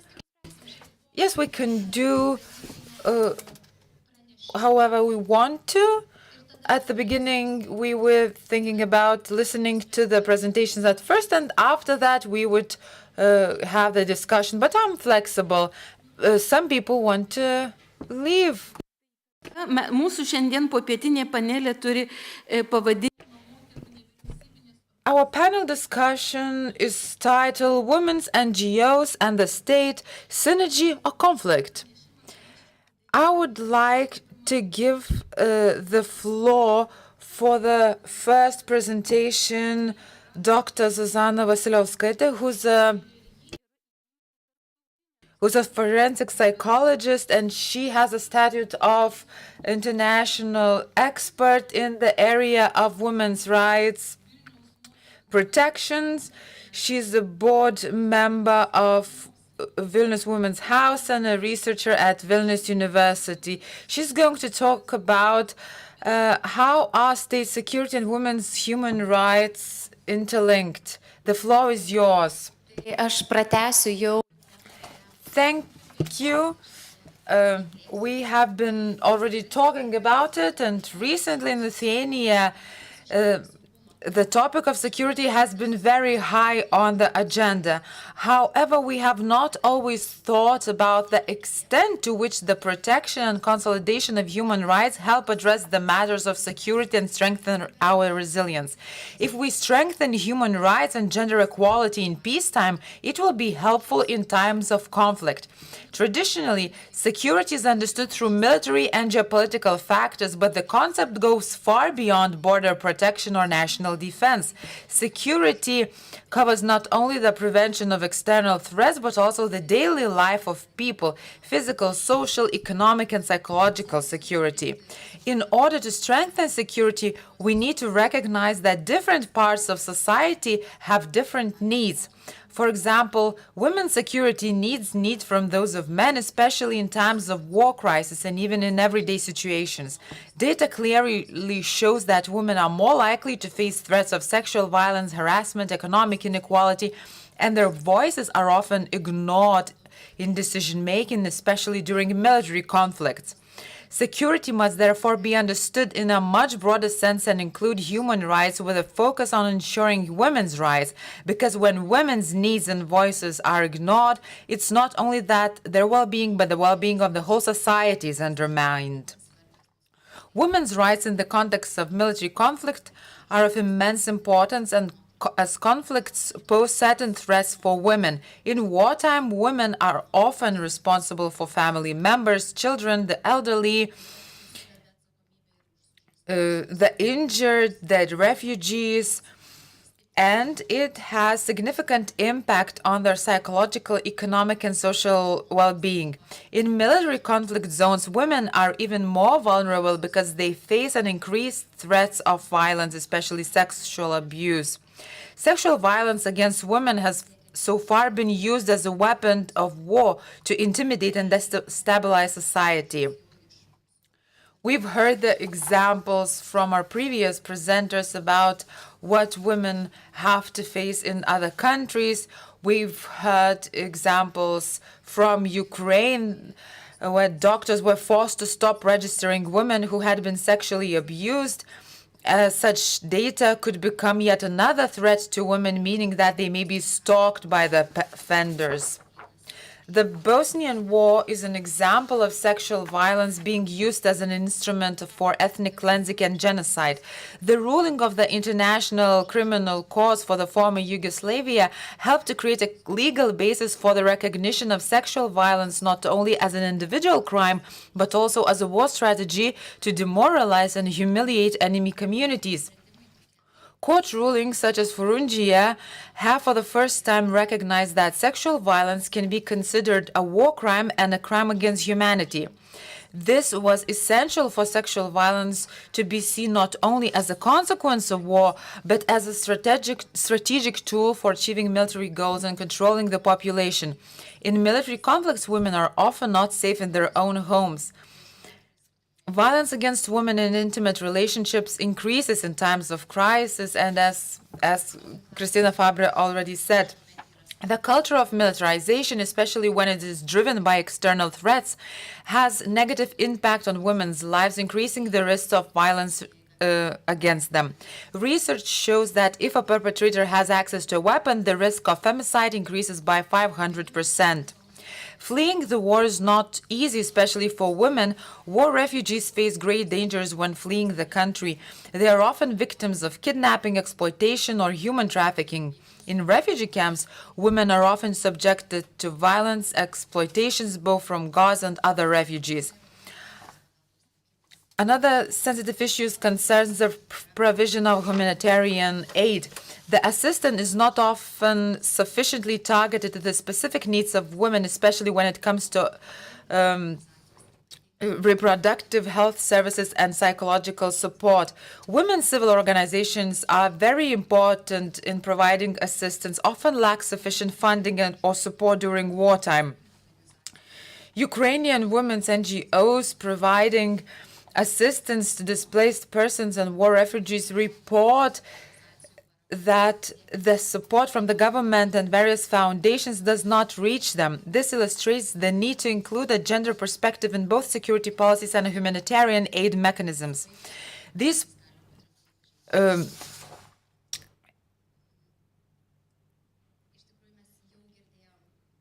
we've already had a presentation by Ms. Bankovic, and I will not get into this topic, but let's remember the Bosnian War and mass sexual violence during it, which causes both psychological and physical wounds.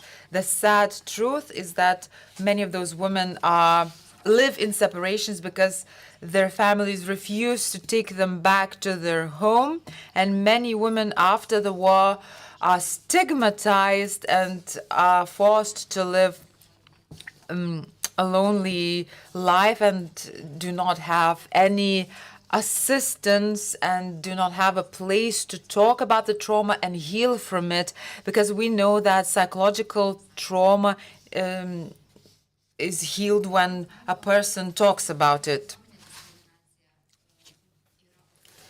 Economic discrimination is a crucial problem because women cannot resume their normal lives.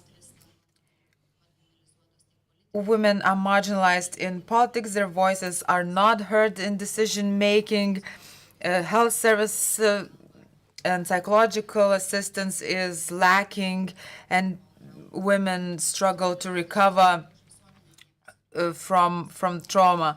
And these problems are not often easily understood by the society.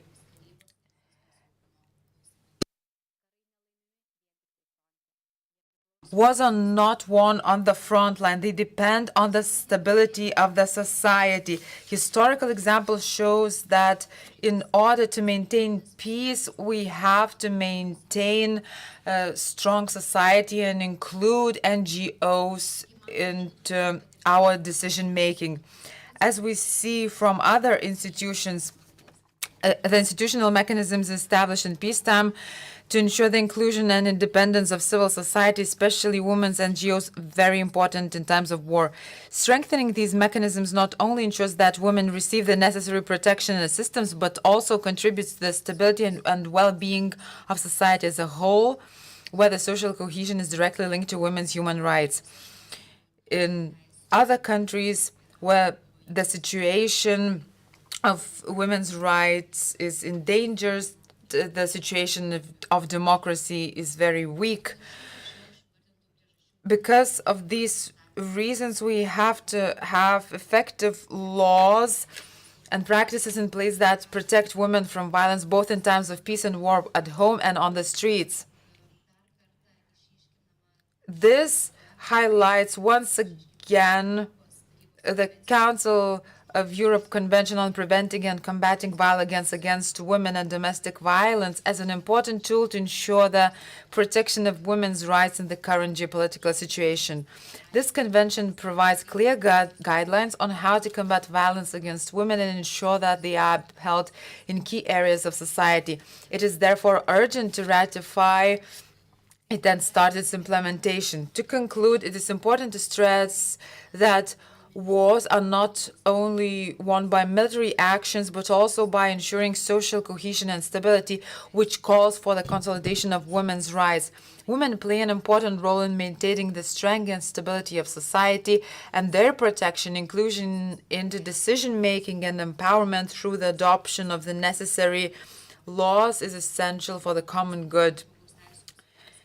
Because without investing into these things, into strong NGOs, it might lead to catastrophic consequences beyond the front line. Therefore, we have to pay attention to human rights in peacetime as well. Thank you. Ačiū gerbiamai Zuzanai už labai įdomų pranešimą. Tikriausiai ir klausimų bus, bet Thank you, Zuzana, for a very interesting presentation. I believe there might be some questions as well, but let's listen to the other participants of the discussion. And so it's a pleasure for us to have a feminist from Ukraine representing the Women's Perspective Center, Ms. Marta Chumalo. She has been working for the past 26 years in the field.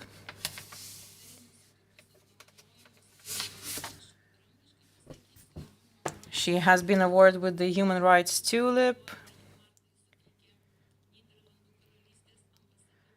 by the Dutch Embassy in Ukraine. Last year, she's also became the recipient of the Olaf's Palm.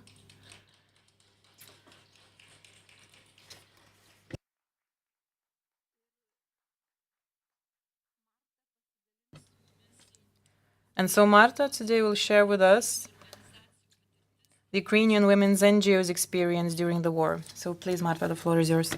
Is it possible to switch on my presentation? Okay, thank you.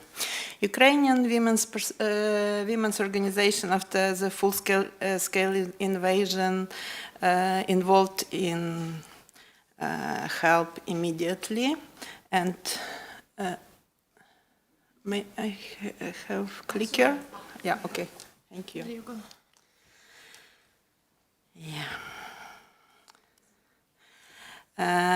Hundreds of thousands women of women's IDPs from the east of Ukraine came to the west, needed food, shelter, information and security. Shelters for survivors of domestic violence were the first equipped places for IDPs. They were immediately occupied by the IDPs, by the first IDPs, and then there were dormitories, schools, stadiums, etc.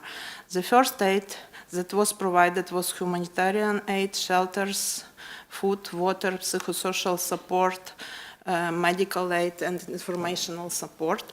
Many women who traveled from east to west did not have documents, foreign passport, money, clothes, etc.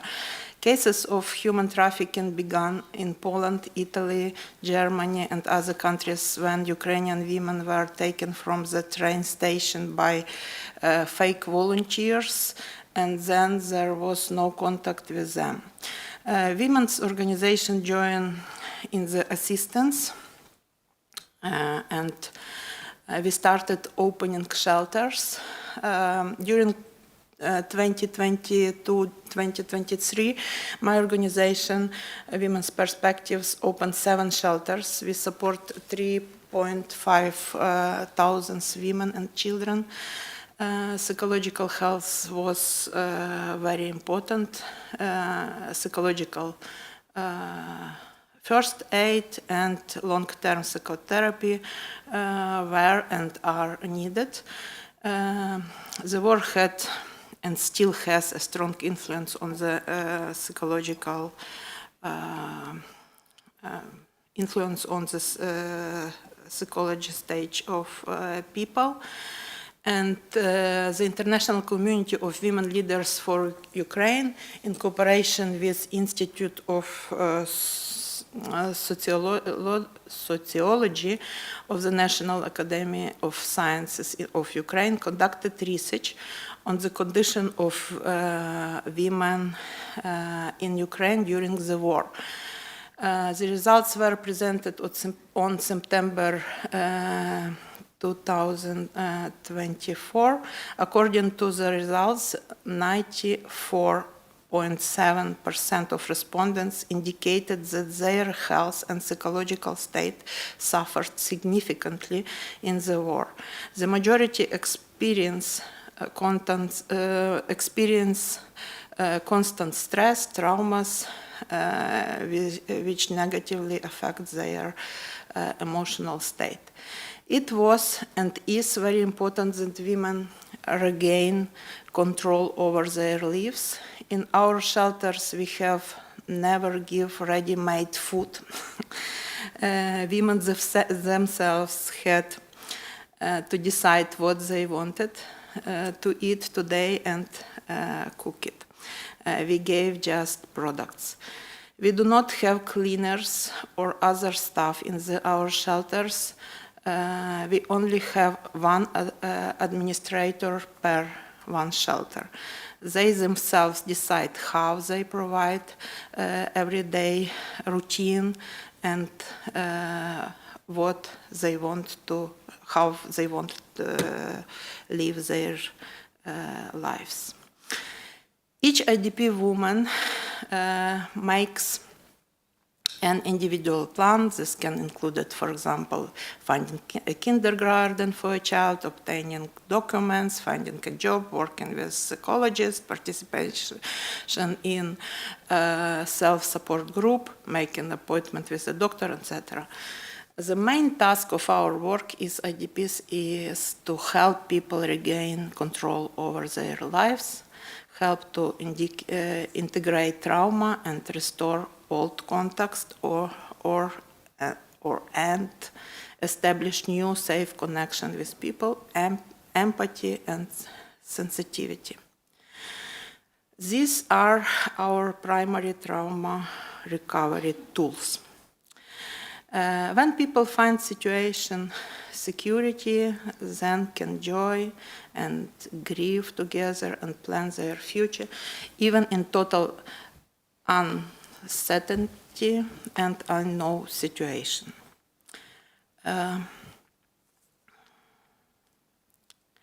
During the war, I felt what is true solidarity is. My friends and sisters abroad called, wrote, helped permanently. What do you need? How we can help? It was permanent questions. Very often strangers helped and still are helping us. We are support from women's networks, donors, international organizations. We still are supported. Help from abroad, your help gives Ukraine the strength to fight and live and allows people to live in the cold, without electricity, in trauma and grief. We know that we are not alone, and this is very important for us. Your support is very important, and I feel it every day, and I thank every day and every person who helps. In COVID time, we started online platform, Women for Women, Solidarity platform. Here, any woman in crisis can write her story, and another person can directly help her. We do not raise money ourselves. We check the documents and put the story on the page. We just connect people and they can directly transfer money or send a package. I never thought that a great power it is. Direct support from woman to woman, we were able to help more than 5,000 women for more than 100 million hryvnias. This is very big help from person to person. Now we support women in very vulnerable situation near war front line, old women, women with disabilities, LGBTI women, women with many children, and other vulnerable women are our clients. They didn't have chance to move on the West, and they still live in front line, and we have to support them. Istanbul Convention. Ukraine signed the Istanbul Convention in 2011, but didn't ratify it. There was strong resistance from the patriarchal part of society against ratification, and Ukrainian women's organization fought a lot for ratification. We had big advocacy campaigns. 2 times we collected 50,000 signatures under petitions to President with requirement of ratification, but only solidarity and pressure on the Ukrainian government from European countries, primarily Scandinavian countries, after full-scale invasion convinced our parliament to ratify, and it's really good to have now in the war circumstances have access to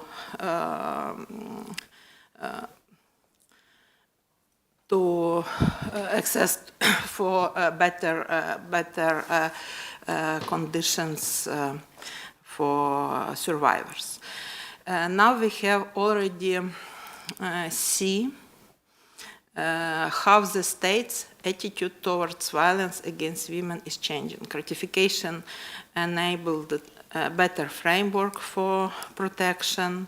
We have understandable standards and can communicate with local and central government about obstacles in access to justice and services for women survivors, about lack of services and low quality of services. About CRSV, sexual conflict-related sexual violence. During 2024, more than 180 people applied for help in connection with CRSV. Among the survivors are combatants, civilian women and men who were in Russian occupation, and 12 as girls aged from 7 to 17. The violence of Russian military takes place in the occupied territoriums. The scale can be estimated after the territorium are deoccupied. During last 2 years, we had a big wave of survivors of conflict-related sexual violence. And of course, the statistics are incompleted. Many survivors do not seek help due to social stigma, fear of repeated violence of creating danger for their relatives who remain in the temporarily occupied territory. When Biljana mentioned about after rape silence, I remember 2 women from Poland who came, who were raped in a small village near Kiev, and in August 2022 they came to Lviv, and they were looking for anonymous abortion. They didn't want to report, they didn't want to contact with any governmental institution, and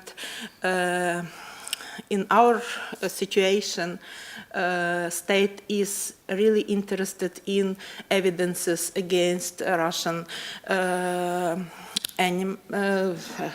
Russian soldiers and Russia as state, and our doctors are obligated to document and to report immediately after they are thinking about this case is conflict-related sexual violence, and these 2 women are really vulnerable women. They moved to Poland, and you know how is the situation in Poland with abortion, and they came. It was really hard to came to Lviv, and we support them to find this illegal abortion, and we only could imagine how hard situation of them were after these operations, because they immediately moved to Poland back, and it's really big challenges for Ukrainian women's organization, because very often women are like a resource for state for collecting evidences in their political situation. In the situation, I understand that documentation is important, and many organization is involved in documentation, but we have also understand situation of clients. One of my clients said, while they were taking evidences from me, everyone needed me. They came, they supported me, but as soon as everything was documented, I'm in isolation. No one is interested in me. Nobody offers me help. Nobody interested, because everything is done. Conflict-related sexual violence survivors are very vulnerable, and we have understand it, and shame and guilt are their permanent feelings, and now in Ukraine we have a lot projects and grants for support of conflict-related sexual violence survivors, but very often it's short-term projects that come, collect indicators and go. And we really need long-term, highly professional, complex support and rehabilitation for survivors. And we permanently discuss it about, with our government. Conflict-related sexual violence is the main focus of majority donors and organizations that support work with GBV in Ukraine. Very often GBV for them in practice means only sexual violence committed by Russian troops. At the same time, we are already seeing a significant increasing of domestic violence in military families, including rape and sexual violence. There are more and more military men with war trauma, PTSD, easy access to weapons. Also, there are widespread heroization and tolerance for veterans. Many women suffer from violence committed not by the Russian enemy, but by the close family person who is the war hero. The affected women are now alone with their problems. The message from society often is like that. He was on the war, he protected us, he lost his health for us, and that is why you have to understand him, to help him, to be silent. I understand that domestic violence of veterans' families also is conflict-related, and we need to recognize it and take measures for prevention growing of this problem. We now discuss access to relevant experience and expertise to our feminist colleagues from other countries, especially from Bosnia.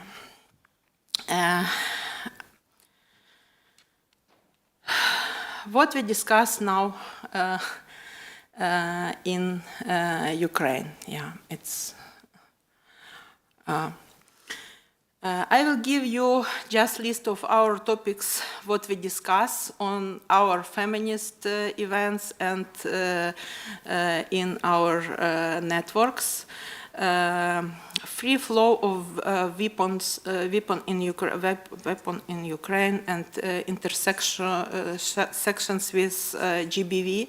We have already now big problems with weapons at homes. It became tools of domestic violence and violence against women. And Zuzana told that 500% is increasing of femicide in this situation, so it's bigger and bigger problem, and I even can't imagine what we will have after the war.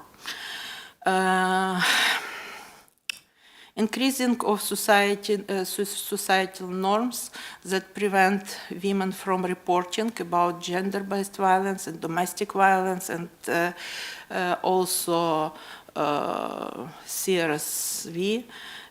I already mentioned about it. It's our big topic now. A need for unified methodology of data, responding to diverse needs of IDPs and refugees, to open discussion about feminist justice. Just now, we already started to plan Women's Court in Ukraine with our colleagues in Bosnia. I hope we will have possibility to increase understanding of situation with women's rights now in Ukraine among Ukrainian society. Role of civil society organization in providing assistance to survivors, but also in evidences collection. Very often we have big problems with humanitarian help. Very often humanitarian help doesn't have human rights approach. We have a few hard cases when humanitarian help was provided during a long term, but after survivor asked about some evidences of psychological support because we needed it for court, but they told that we don't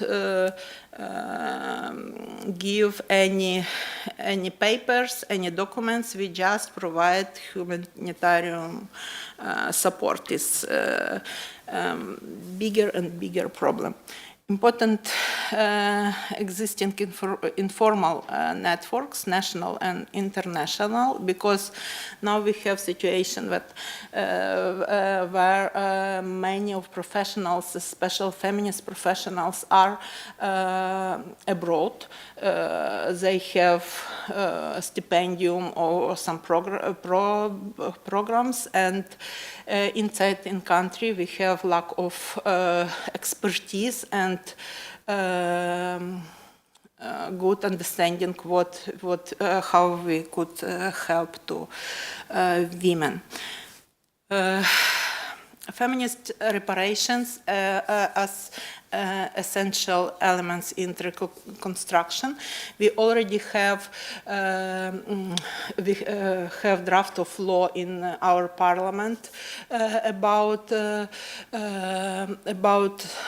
reparation for serious survivors, and we already have a program for survivors. They could receive 3,000 euro, and already 140 people received this support. And Ukraine is the first country who started this program during the war.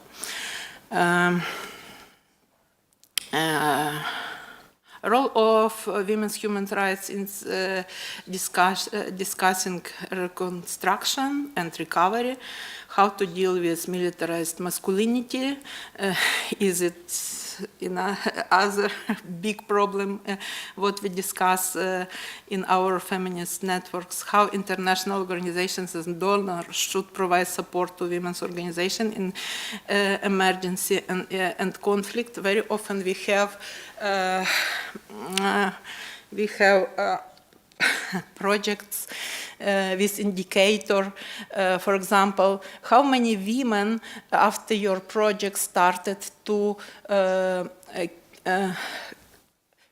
go from her home. It's strange indicators is really very often is just put these indicators from some I don't know other countries, and it's not relevant to Ukrainian situation. Also, we discuss in our psychotherapy networks feminist approaches to trauma. In psychotherapy is really big challenge because very often is we have patriarchal approaches in support of women in trauma, and we still need these changes of instruments and approaches. We still inside the war. We do our best for help most vulnerable people and protect women's rights, and we are still live our lives. Thank you very much for inviting me and listening to me, and thank you very much for your support to Ukrainian women.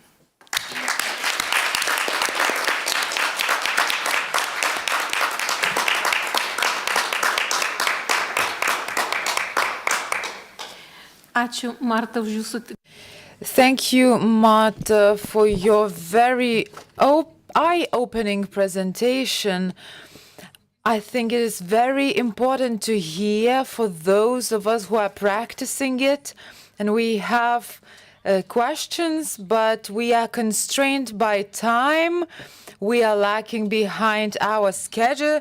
Therefore, I would like to ask our presenters to give their presentations in 10 minutes. And let's come back to the Serbian human rights expert, Ms. Biljana Brankovic. And we know that she was a member of the Grevio Committee. However, she has a vast experience, and she will tell us about Serbian women's rights organizations' experience in healing the war trauma.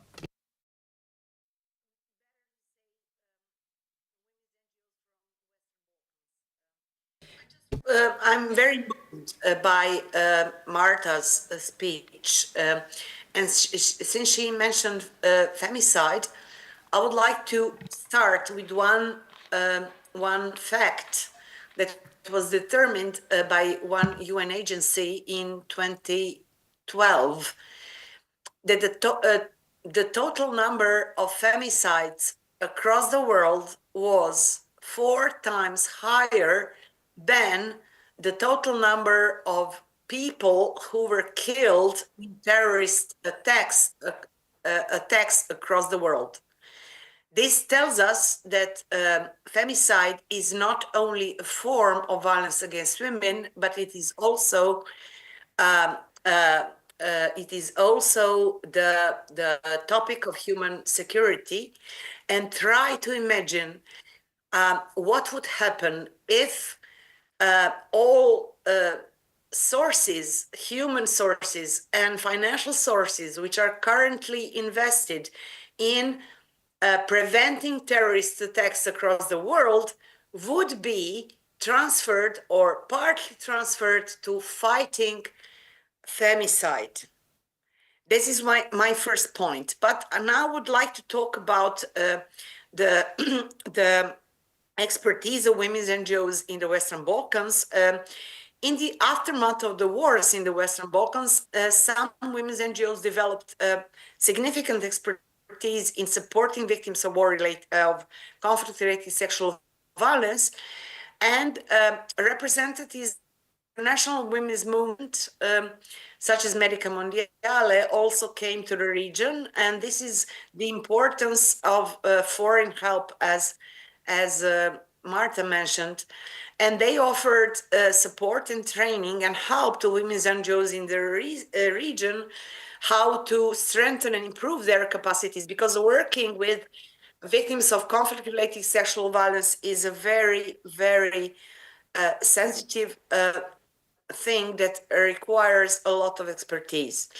So several specialist organizations were established in the region, which offered long-term psychological counseling and legal counseling and other types of support to such survivors. Several of these organizations still do exist, and they gathered a lot of expertise and knowledge about this topic. And it is reassuring and I think comforting to hear that their expertise was actually integrated into the wider expertise of women's NGOs in the Balkans. Consequently, numerous manuals and guidelines in local languages have been developed and influenced also the women's movement as a whole, not only those who are concentrated on working with conflict-related sexual violence. So this development contributed to capacities of women's NGOs in the region in a more general way. So feminist principles of trauma support became more widely recognized and helped women's NGOs which were not primarily concentrated on assisting survivors of war rape, but on supporting victims of all forms of violence against women. And the list of manuals and guidelines in local languages is enormous. And I quoted it in one publication which I wrote for WAY, where I advocated for the establishment of rape crisis centers, so that some of these NGOs who are experienced can transform themselves into rape crisis centers in a way that they can help all victims of sexual violence, not only victims of sexual conflict-related sexual violence. Because I'm sorry that governments in the region are unfortunately investing funds in other forms of support, such as sexual violence referral centers, which cannot address the needs of sexual abuse survivors, because they need a longer-term psychological help. And my thesis is that it is important to revive the lost knowledge in the region and build on it. It is crucial.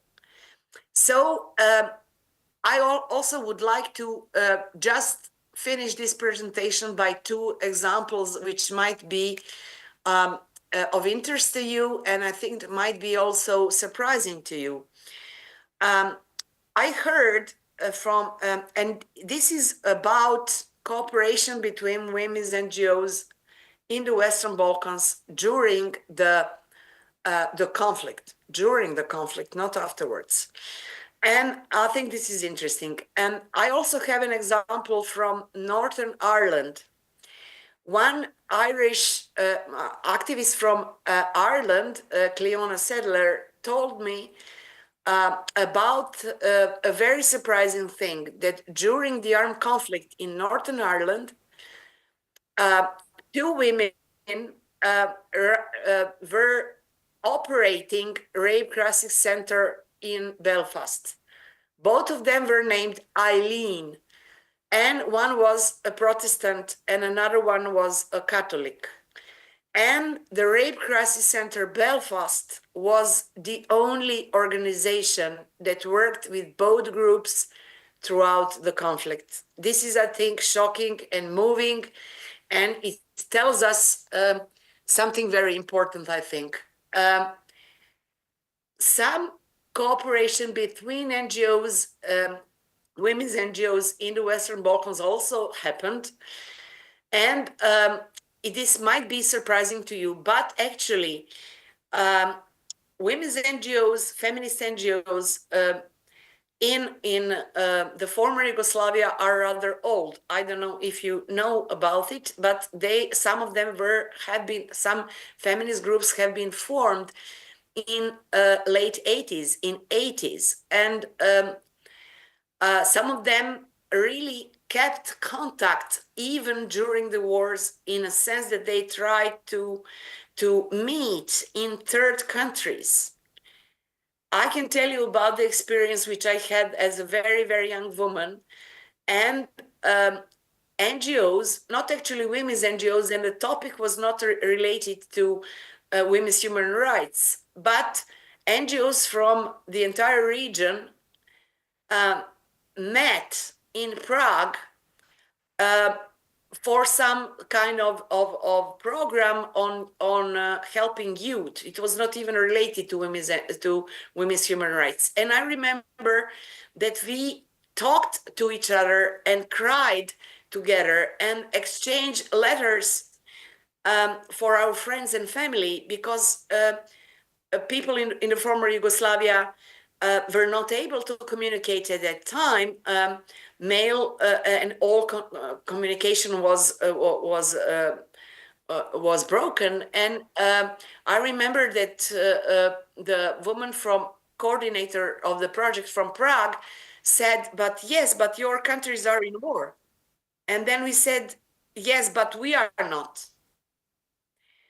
And one final point in this presentation. I think that it is essential because I just heard from Marta that women are isolated or abandoned with their experience and alone with their experience.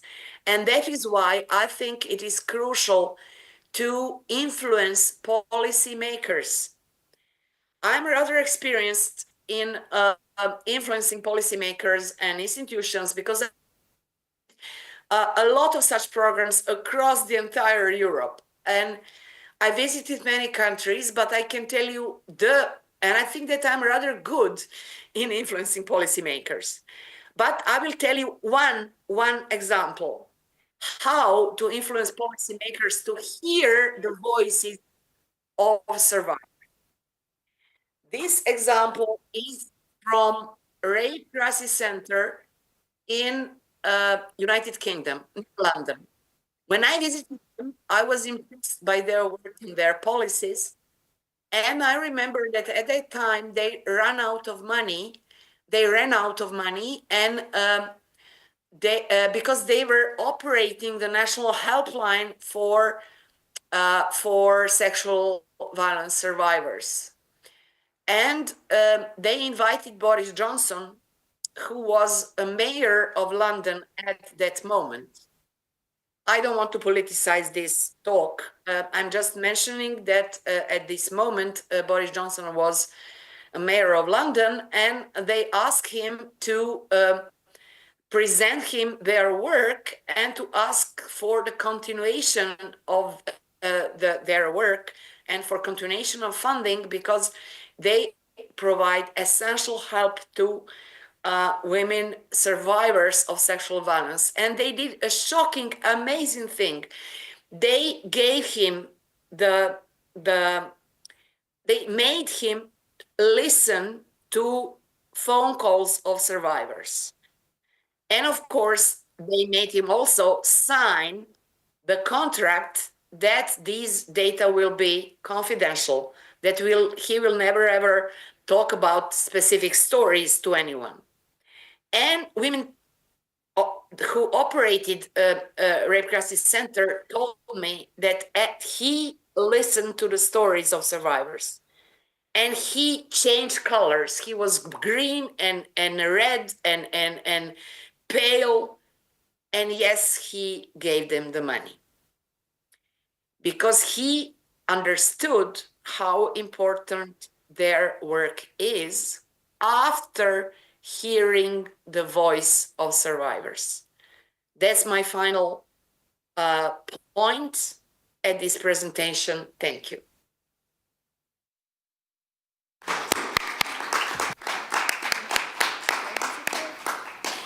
Ačiū, miela Biljana, už jūsų.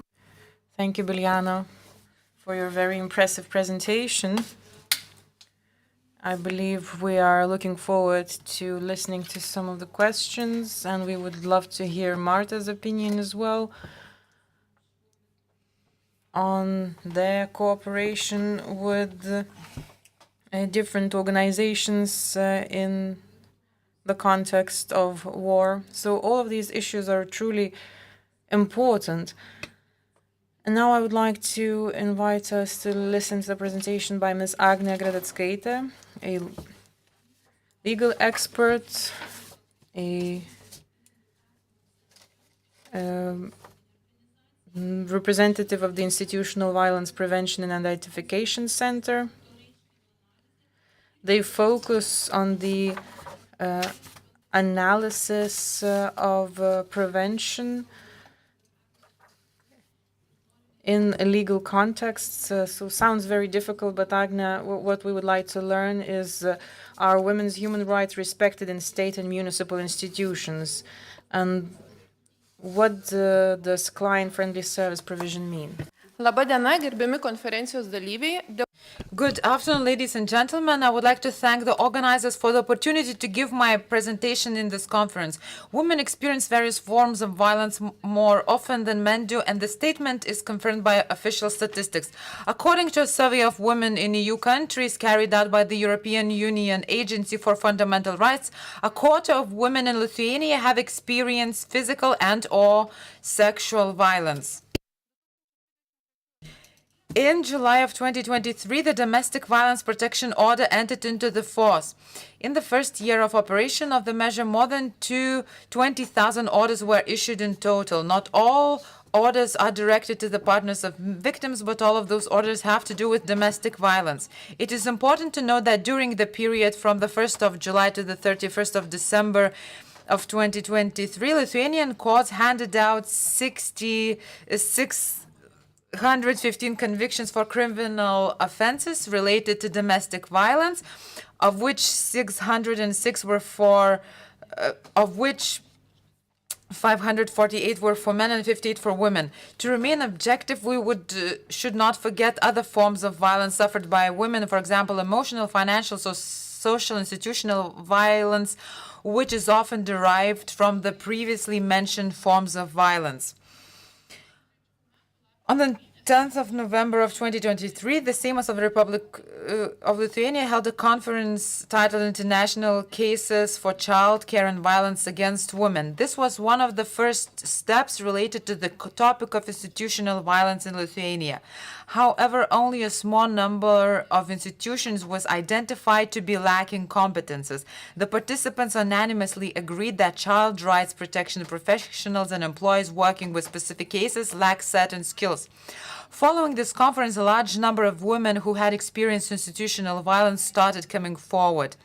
After the initial legal assessment of the situations, the manifestations of institutional violence were indicated. In order to take more effective steps, the Center of the Prevention and Education of Institutional Violence was established. The organization was established to educate the public, non-governmental organizations, state and municipal institutions on how to recognize institutional violence and to encourage the people who have experienced institutional violence, non-governmental organizations that represent the interests of victims of violence, public figures, lawyers, academia, and government representatives to join a dialogue in order to prevent institutional violence in Lithuania. The experts of our center analyzing the cases of clients define institutional violence as the position of structural powers of government against the recipient of service. Although state and municipal institutions in Lithuania are committed to respecting and ensuring women's human rights in accordance with both national and international human rights legislation, there are still challenges in practice. Institutional violence is determined by the lack of competence of employees of state or municipal institutions, lack of empathy, stereotypes. The organization came to these conclusions by analyzing specific cases through the lens of women's human rights. It should be noted that institutional violence is particularly strong and clearly present in the relationship between women and child protection specialists who carry out the assessments of the child situation, as well as with employees managing the case. The conclusion reinforced the conclusions already submitted to Lithuania by the United Nations Committee on the Elimination of Discrimination Against Women regarding the lack of institutional competence for the proper implementation of women's human rights in the country. Statistical data proves that various forms of violence in Lithuania are more often experienced by women, so our research results match and they confirm that even this new form of violence is more often experienced by women. The legal assessments of the situation of the recipients of the service carried out by the experts in our center identify the most frequent legal inconsistencies stemming from intentional and unintentional actions or omissions in the child right protection specialists and the case management employees towards the recipient of the service, which leads to negative consequences. The case management and the Child Rights Protection Service becomes a tool for violence. The situation of a child is assessed using a template like using algorithms. False, systemically repeated but unconfirmed complaints are not investigated, and by this omission, the Child Rights Protection Service can be used as a tool against the women. The standardized case management family support services and their template-based application do not meet the real needs of the family. The procedure used by the Child Rights Protection Service of interviewing a child does not comply with the legal norms. The child's opinion is heard but not taken into account. Parents living in different municipalities follow separate case management processes which are completely unrelated to each other. Communication of employees that degrades the dignity of the recipient of the service, lack of professional skills, in extreme cases of separation of a child from the family due to bureaucratic processes and the lack of knowledge of legal acts. Deadlines are violated, which leads to extremely negative consequences for the whole family. When it comes to experiences of violence, it is important to mention the attitude of society, which often has an impact, the justification of violence and victim blaming. This year's survey reveals attitudes of Lithuanians. In February, Eurobarometer surveyed people of EU countries about violence against women. The survey found that as many as 43% of respondents in Lithuania agree that if a woman experiences sexual violence while intoxicated, she's at least partially responsible for what happened to her. 30% of respondents in Lithuania believe that women often make up or exaggerate statements about violence or rape. We are among the most prone to victim blaming and violence justification, and the attitudes of the population also show frequent disbelief in victims. This is one of the most widespread reasons why women who have experienced violence do hesitate to report the incident to law enforcement or seek help. Moreover, women who suffered violence often experience institutional violence, stereotypes that are supported even by the employees of some institutions. Gender roles are forced on them, lower economic value, child care, responsibilities, housekeeping, or even a sense of gratitude for minimum child support paid by their partner. This shows a lack of empathy and also a lack of respect for women's rights. Practical measures to prevent violence are not effective either. There's a lack of coordination between state and non-governmental institutions. Support mechanisms for victims of violence are not sufficiently coordinated or are not tailored to the individual needs for specific cases.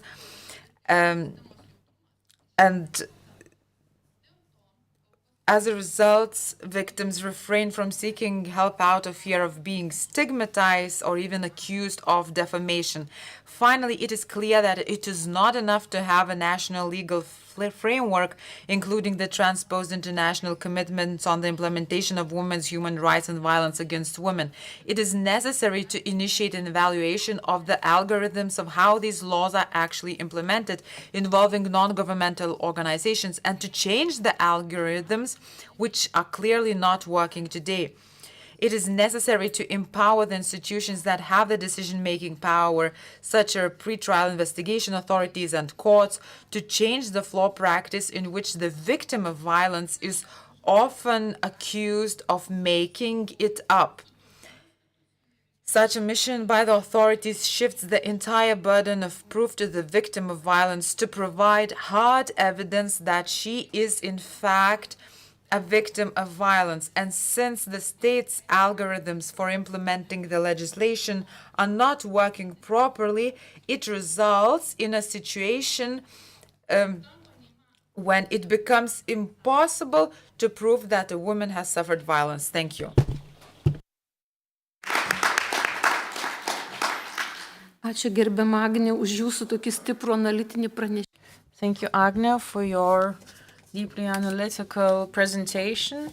And last but not least, to take the floor would be myself. So perhaps I would like to share a few ideas of my own. So allow me to present myself. My name is Kristina Mišinienė. I represent the Center for Combating Trafficking and Exploitation. I have been working in the field for the past 24 years, and today I would like to share with you in this unique conference some of the observations of my own. I have to admit that I did not feel very strongly when preparing for my presentation. However, after having listened to Marta, I believe that, well, why not? If Ukrainian women are so open themselves, why should we hesitate and not share our insights in some of those gray areas? I myself am not a political analyst, but I do notice that the topic of war-torn Ukraine is quite politicized, and speaking about some of the negative aspects of the war and the scars left by the war becomes not so popular. So I would like to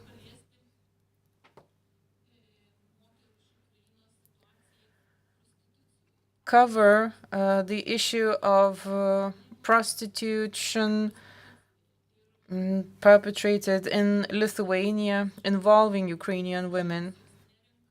We don't have official statistics on that. As far as I've discussed this with some of the colleagues of my own abroad, they do not have any statistics on that as well, but we do see that after 2022, the numbers of Ukrainian women in prostitution have increased dramatically.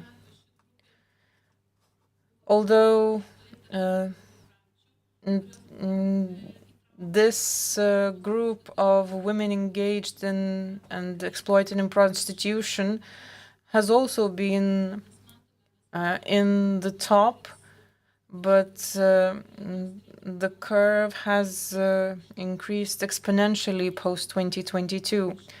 And based on what we see in other countries, in the neighboring countries, we see that women, representatives of different professions, including teachers and nurses, even jobless, people of all walks of life and people of different age groups, all of them share quite similar stories. Some of these women were well aware of the activities they would be engaged after coming to Lithuania. Others yet were tricked into it. But what really concerns us, as mentioned by our outgoing Minister of the Interior, is that we need to make a lot of effort in protecting war refugees. And human trafficking has not been registered among the refugees. Yes, indeed, officially we do not have any such cases. At the moment, there's only one case from Western Lithuania where, thanks to our law enforcement institutions, a small network of prostitution was contained. This was a case of human trafficking in official terms, and people who were convicted. So even though we do not have any official statistics on prostitution, we do see that the cases of prostitution have increased dramatically. So this makes us look deeper into the situation of prostitution in our country. Well, this will be no news to you that in our country prostitution is not criminalized. Only people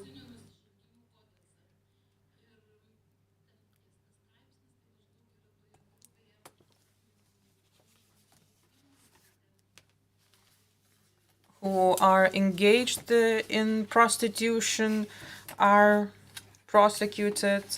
Well, the article of our penal code providing for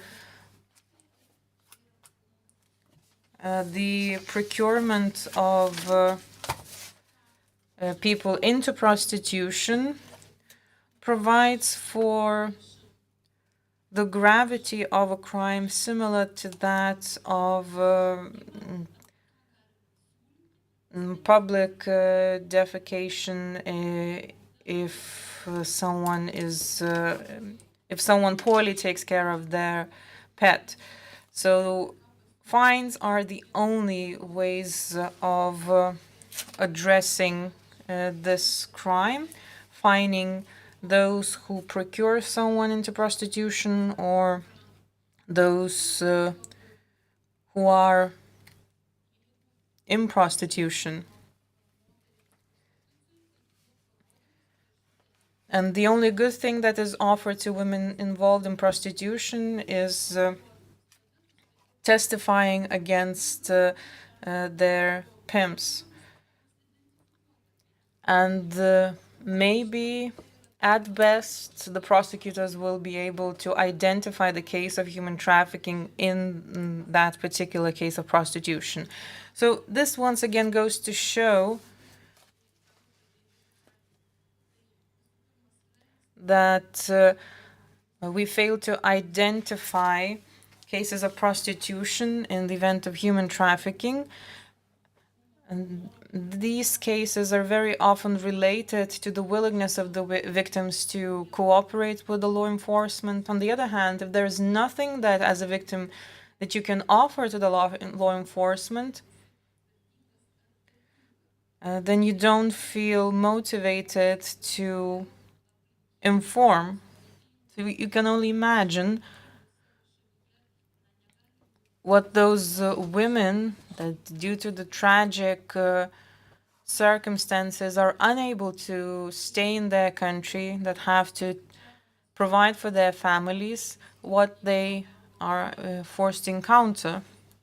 Based on the assistance that we provided to these Ukrainian women, we realized that each of these women sustain from 10 to 15 people in their families left in Ukraine. So you can imagine the responsibility of being the breadwinners for those family members.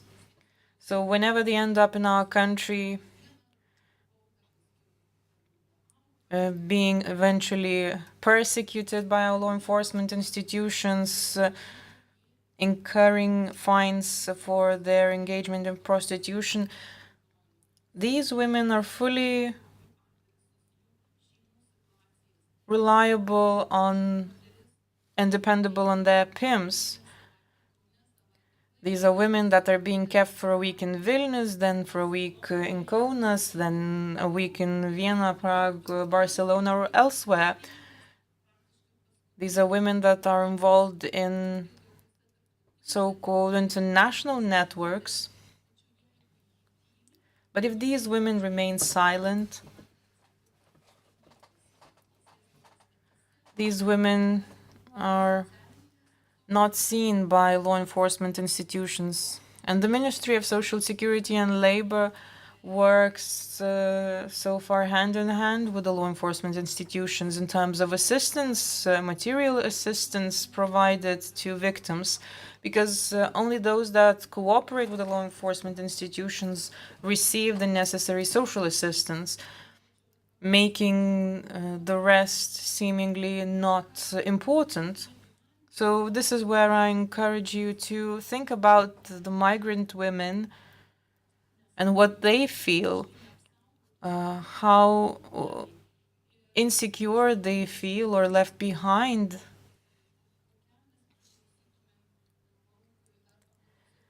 Irrespective of which position you represent, be it abolitionistic or other, all of us should nevertheless unite and make sure we cease persecution of women engaged in prostitution, because these women that will not be open, these are women that will continue running away from something, and these women will stay in between the law enforcement and dependency on their pimps. At the same time, this brings me to another question. Who are the ones who procure prostitution services? These are our men. These are not some Martians that end up in our countries, alien men who exploit these women. So this is where I'm saying that by day we donate in various campaigns supporting the efforts of Ukraine. However, by night, our men line up in exploiting those women. And these are our husbands, brothers, co-workers, I'm sorry to say, people who are desperate for cheap bodies at low prices. If you look at those commercials or online advertisements, you will find there information about women that will be willing to provide services at a cheap cost. So this again shows that this issue has not been fully addressed, and as I am sitting in this room of a parliament, I have to say that there's a certain contradiction in what we tend to hear. At the beginning of the conference, we heard a lot of encouraging words in terms of ensuring protection of women's rights.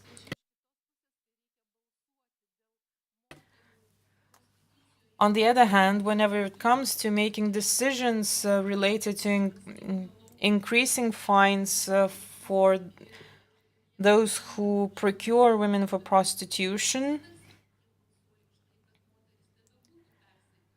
those decisions are not aligned to the positions expressed in the beginning of the debates. So until this contradiction exists, we will not be able to move any forward from this deadlock. And so I would encourage everyone to digress from the small talk and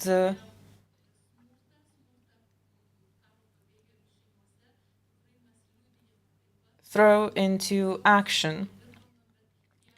And at the very last note, I would like to say that those cases of violence, those cases of stalking that end up in killing women, and these are cases where women have been stalked repeatedly,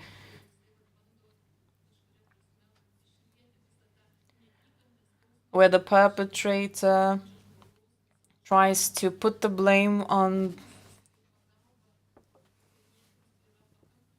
the one that is the closest to him, the blame for somebody ruining his home.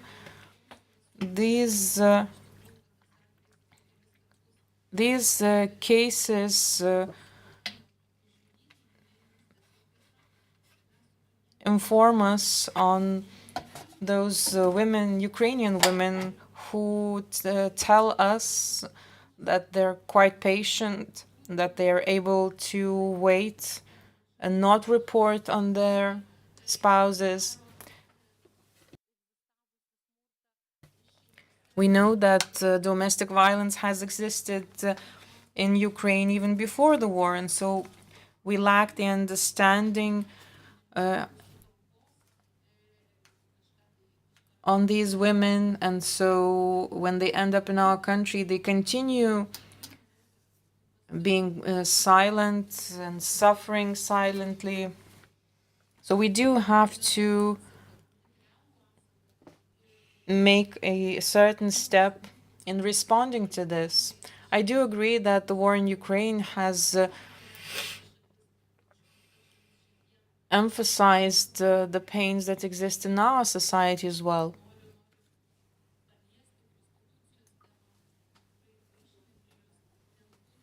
And so I would definitely like to see us going back to the topic of prostitution, because this is an activity that has nothing to do with the freedom of choice or the imperative to punish someone. So I would like to end with these thoughts of mine at this point, and I believe we should dedicate the remainder of the time for questions and answers. So colleagues, please make the opportunity.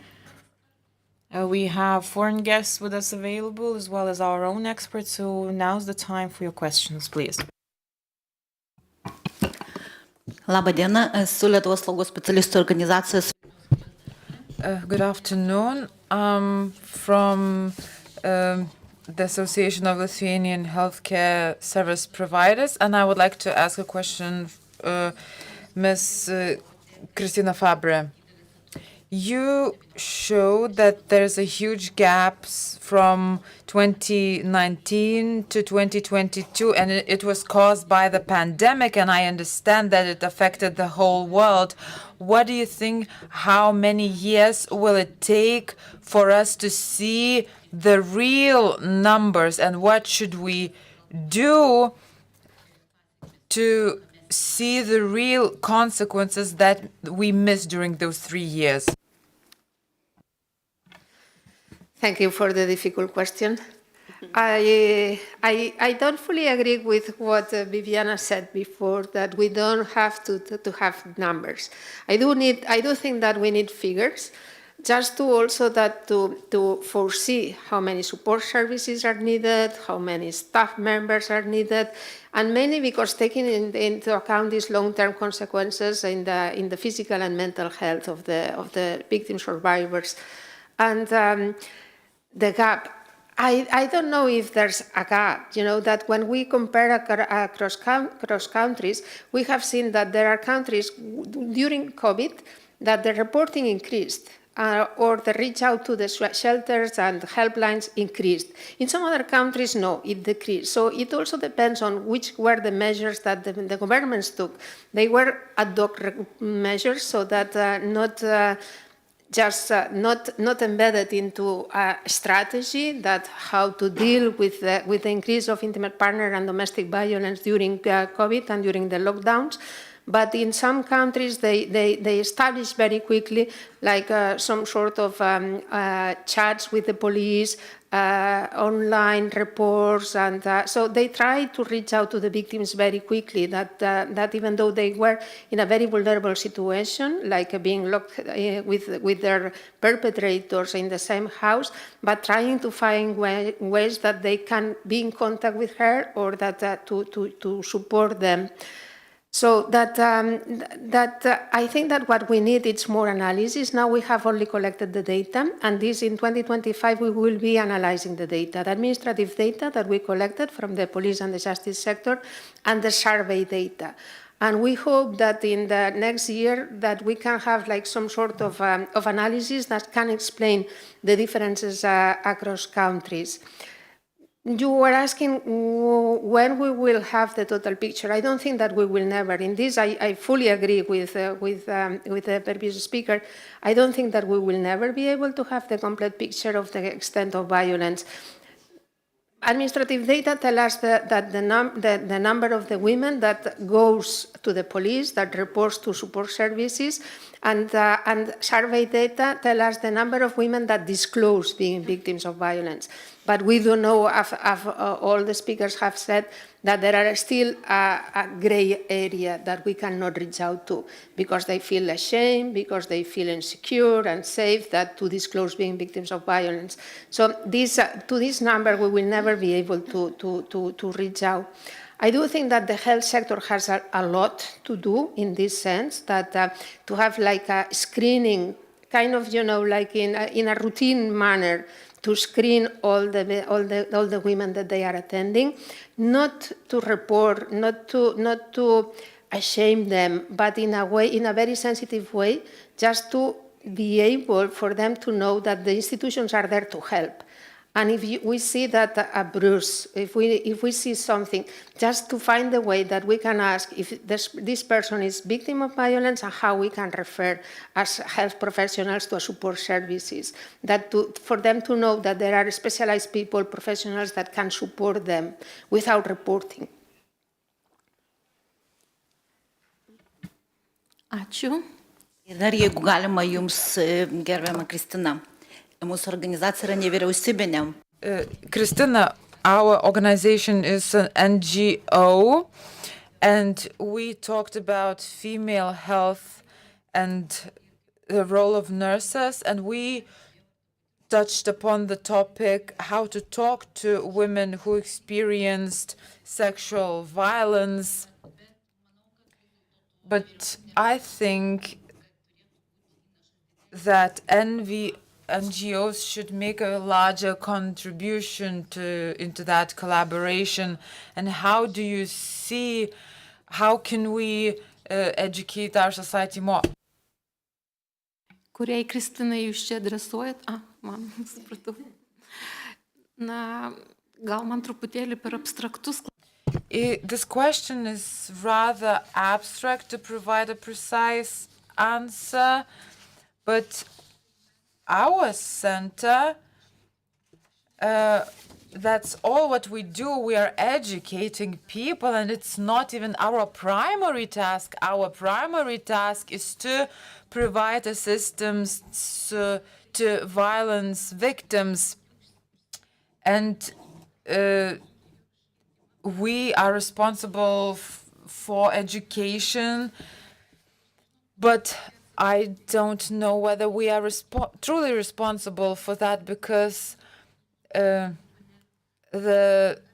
state really likes when other people are doing their work for free and you work for 8 hours with victims, then you have 2 hours of training, then you write reports for 2 hours. And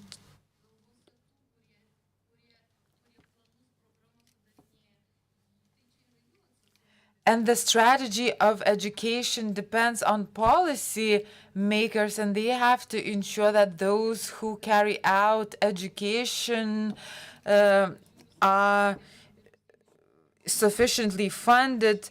But everyone here from NGOs, we feel the responsibility to educate people, even though we're not paid to do that. You see the lack of education in a certain area, yes? Institutional cooperation is always a good idea. And I know that our NGOs are very different, and I'm happy that we are brave enough to talk, and we broadcast our conference live and everyone could watch it, and it's a big bonus. And I'm not proposing to start a movement, but NGOs should organize their common event on this topic. In this hall, from the politicians, we have the chair of the Seimas Committee on Human Rights. What do you think? NGO people are overworked, but there's a lack of cooperation. What do you think? Why is that? A short remark. During the last 7 or 8 days, I attended 4 conferences, and the topics are depressing. And one of the reasons why politicians are not very much involved in these topics, it's because there's no simple answers when it comes to this topic. As for the institutional cooperation, you have to decide on what you want from that.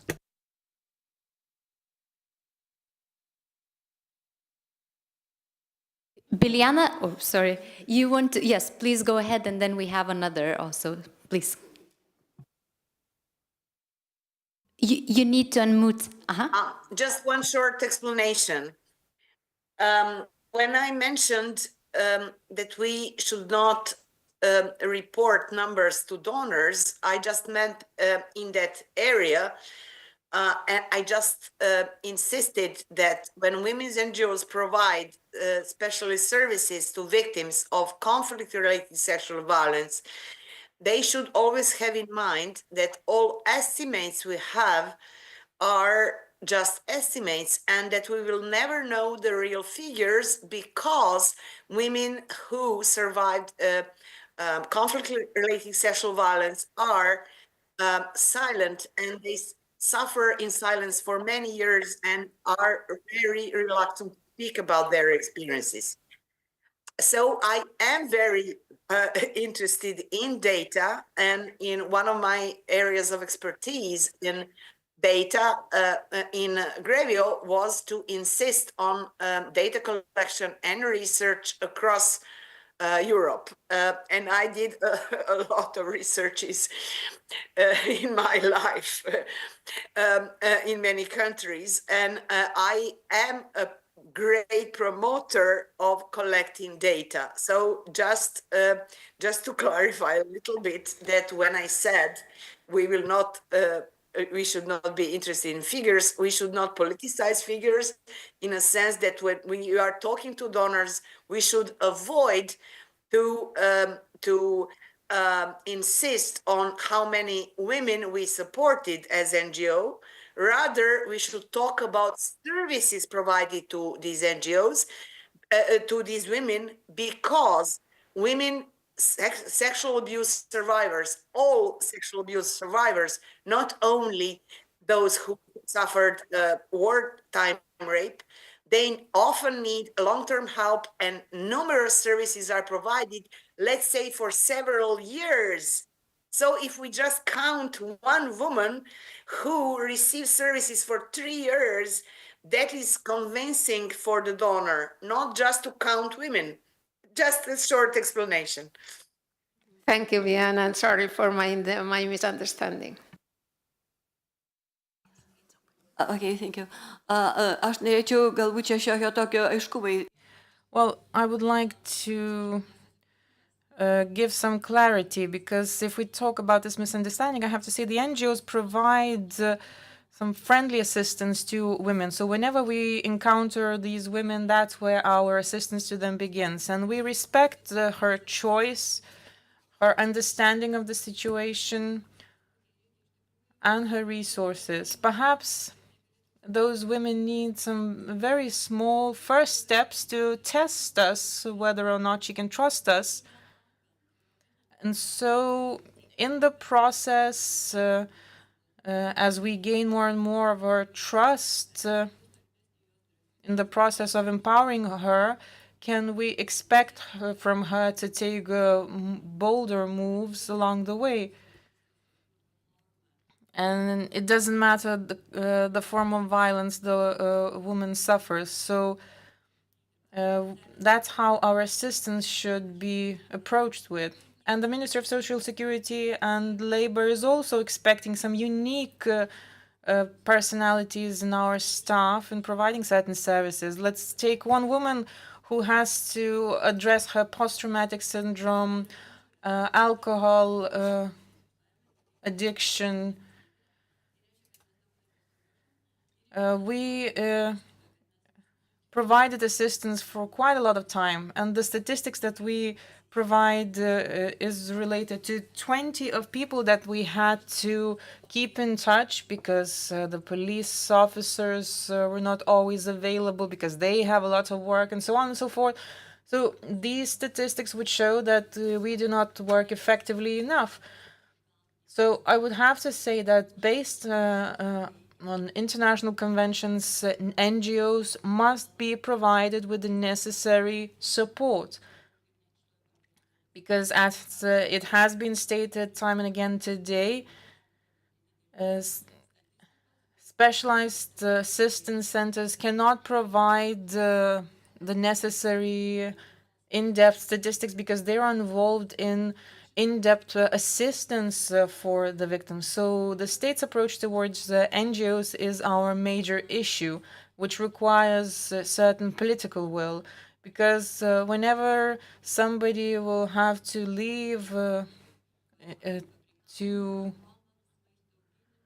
take the action on the front line while the rest will remain behind it in providing the necessary services and assistance to the others, we will be dealing with those issues because of the lack of the state's approach towards strengthening NGOs. So I would like to reiterate, in 1995 we've adopted a law obliging municipalities to provide the said assistance to the NGOs. So we have to go back to that law once again, because this will fix a lot of things. Vilnius has recently joined the Fem Cities network. We've taken part in a conference in Vienna, which is where the network is based. And we've learned that there are municipalities that support those NGOs simply for doing their job within their territories.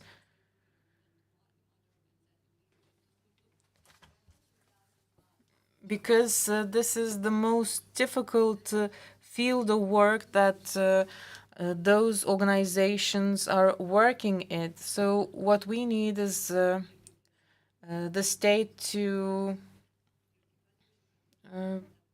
find the stamina in supporting the NGOs as it is enshrined in international conventions. Thank you. Gerbiamas Liutaurai, jūs gal norėjot dar kažką? Liutauras, have you got another remark? Are there any other questions? Sveiki, mano vardas. Good afternoon. I am Ruslanas, and I've had many things, many information today regarding the support for your organization. And I've encountered a situation when I wanted to defend the dignity of Vilija Blinkevičiūtė, the party leader of the Social Democrats, when she faced a backlash after the elections. And I saw a list of NGOs, and I thought whether an NGO could help me. Should I pay them? And I realized that the Seimas Ombudsman is the only institution that takes care of human rights in Lithuania.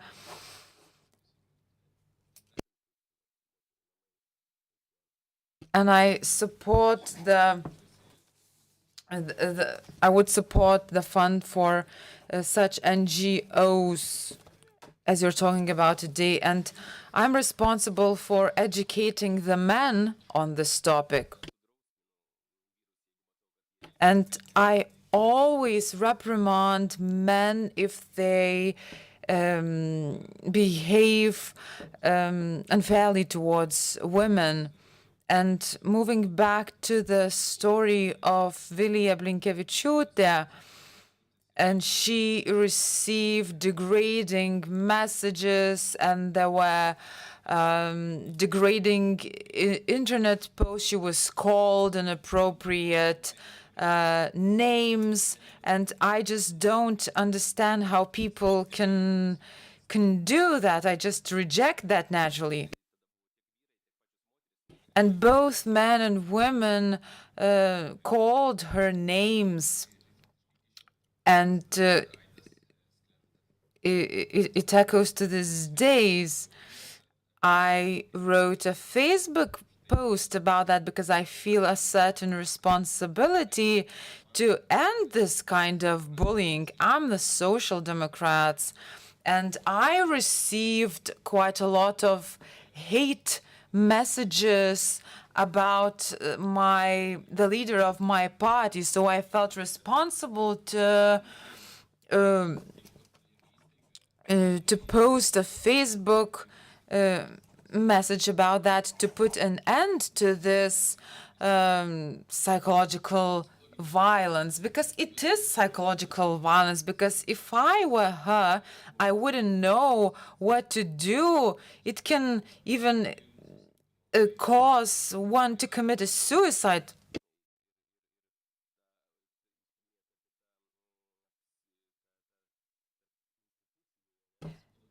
So when it comes to institutional psychological violence, I see it all the time. I see it everywhere, and I reprimand those who do that. I'm not that brave, but I know that I have to say something, because you have to act despite the fear.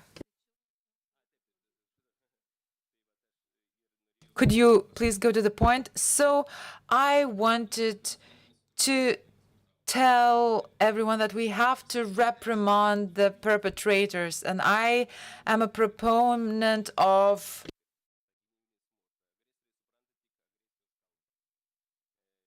defense, of strong defense. And if you see similar cases of violence, please defend yourself and other people. So thank you. We are running out of time. The time flies, and we have another item on our agenda. It's a resolution drafted by Vilnius Women's House, and I would like to invite Zuzana to tell us more about this resolution. Tiesiog pratęsim diskusiją. Let us simply continue our discussion. We'll introduce the text of the resolution, and then we'll have some time for your observations or any additions that you might want to mention. So I quote, "We, the organizers and participants of the conference, War, Trauma and Women's Human Rights and Protection, specialists in various fields, active members of the public, having listened to the conference reports and based on the expertise accumulated in the field of protection and consolidation of human rights, especially women's human rights, and searching for answers to urgent women's human rights issues, formulated this resolution with our recommendations and submit them to the attention of the heads of state and responsible institutions, namely the President of the Republic of Lithuania, the Speaker of the Seimas, the Prime Minister, the Seimas Committee on Human Rights, the Seimas Ombudsperson Office, the Office of Equal Opportunities Ombudsperson, the Ministry of Social Security and Labor, the Ministry of Health, the Ministry of Justice, the Ministry of the Interior, and the Police Department under the Ministry of the Interior, the Ministry of Education, Science and Sport. We are convinced that the application of these recommendations will serve to ensure the public interest by implementing the horizontal priority of the European Union and the Republic of Lithuania's policies, as well as the consolidation of equal opportunities for women and men by developing and implementing policies, strategies, and programs aimed at promoting women's progress in all areas of society, including at the level of self-government.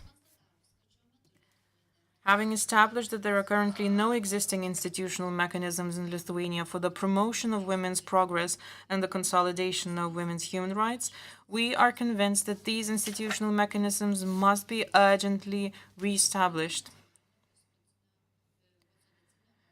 by renewing the activities of the National Consultative Women's Forum under the Parliamentary Women's Group of the Seimas, by strengthening the Office of the Equal Opportunities Ombudsperson, by providing targeted funding for the supervision of the implementation of the law on equal opportunities for women and men, by revising the law on equal opportunities for women and men and recasting it in such a way as to remove all obstacles to the adoption and implementation of temporary special measures to promote the progress of women in this particular law.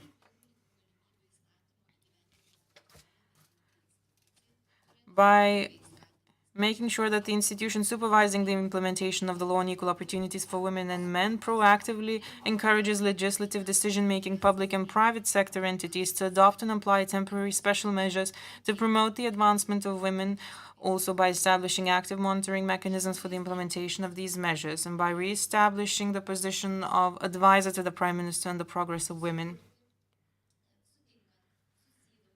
In line with the recommendations of the CEDAW Committee to Lithuania, establish a coherent system of active monitoring to ensure that policies and institutional practices are developed in line with the human rights priority requirement and are properly applied. In implementing the law on equal opportunities for women and men, implement the duty of municipalities to support non-governmental women's organizations operating in the territory by granting them institutional support. To urgently resume the implementation of the state strategy for the reduction of violence against women, use the language of the UN CEDAW Convention, in particular General Recommendation number 35 of the CEDAW Committee, making it clear that domestic violence is gender-based violence or male domestic violence against women.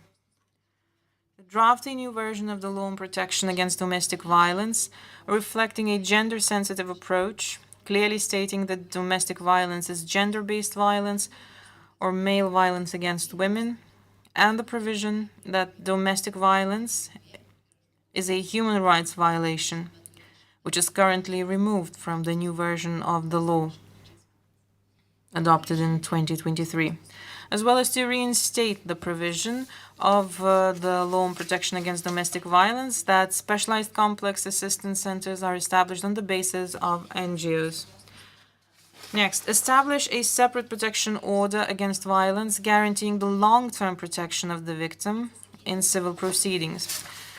To abandon the institution of compulsory mediation and to remove this provision from the law on mediation, enshrining the principle of the primacy of human rights, the right of the person himself to choose the social services he needs. Ensure the realization of women's reproductive rights, develop and adopt a national reproductive health strategy, improve access to reproductive health services and contraception for the population, and introduce science-based sexuality education in schools and society. Make efforts to identify and prevent obstetric violence. Introduce a culture of consent to sexual relations. Revise the articles of the Criminal Code regulating sexual offenses, adding the provision that any sexual act without the explicit consent of another person constitutes sexual abuse and must be punished. Carry out a representative victimological study to measure the prevalence of sexual violence and learn more about the experiences of victims, their needs, and the availability of assistance relevant to them. The experience of the war in Ukraine teaches us that geopolitical conflicts undoubtedly affect society as a whole. However, women face particular challenges during the war, when they have to take care not only of their family members, children, the elderly, but also of the injured, war refugees, or displaced persons. With this in mind, safety must be perceived through the prism of gender. The perspective of women's human rights must be guided both by strengthening defense and by taking care of the security of civil society and its readiness to face possible challenges. It is sexual violence in particular that is part of the trauma of war suffered by women. The CEDAW Committee's repeated recommendations to Lithuania, stressing the need to focus on overcoming sexual violence, are now of particular importance. There is an urgent need to establish a two-tier support infrastructure for victims of sexual abuse, both emergency centers at medical facilities and a system of long-term psychological support centers based on women's NGOs. And ratify the Council of Europe Convention on Preventing and Combating Violence Against Women and Domestic Violence as soon as possible. So this concludes our conference's resolution.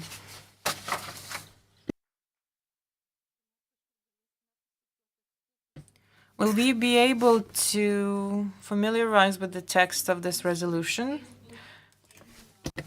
Yes, we will upload this text on the Facebook account of this event, so those of you who have registered, you will definitely find this document available there.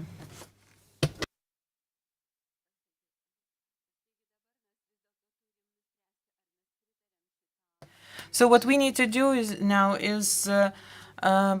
adopt this document by consent or with certain concessions perhaps, or maybe some additions that anyone might have.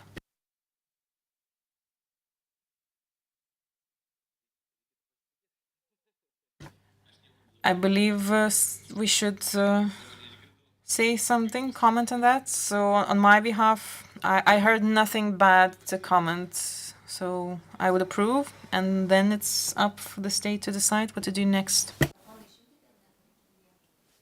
Mano, taip, išjungti. Tai tada laikom, kad rezoliucija yra priimta, bet... In that case, the resolution is deemed adopted by consent, so we can applaud ourselves.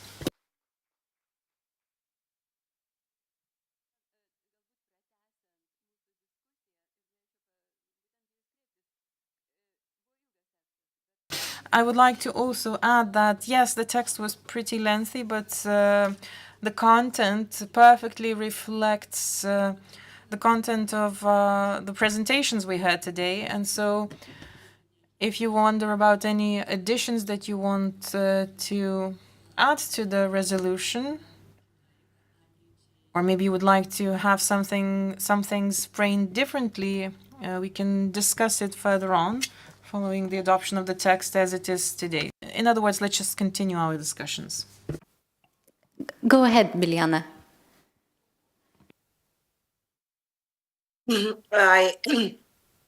It's really comprehensive, and I'm really happy to hear it, and it's well phrased too. And I'm glad that you included a topic of supporting sexual violence victims. And maybe in that segment, you might add that experienced women, I cannot phrase it actually at this moment, but just listen and try to help me to phrase it. That possibly you can add that women's NGOs experienced in providing help to victims of any form of violence against women can be supported to transform themselves into a form of help which is called Rape Crisis Center, but not under that name, because it might cause resistance among victims, and to help experienced women's NGOs to get more knowledge and expertise on dealing with rape trauma in order to help all victims of sexual violence to get help confidentially, including war refugees from Ukraine.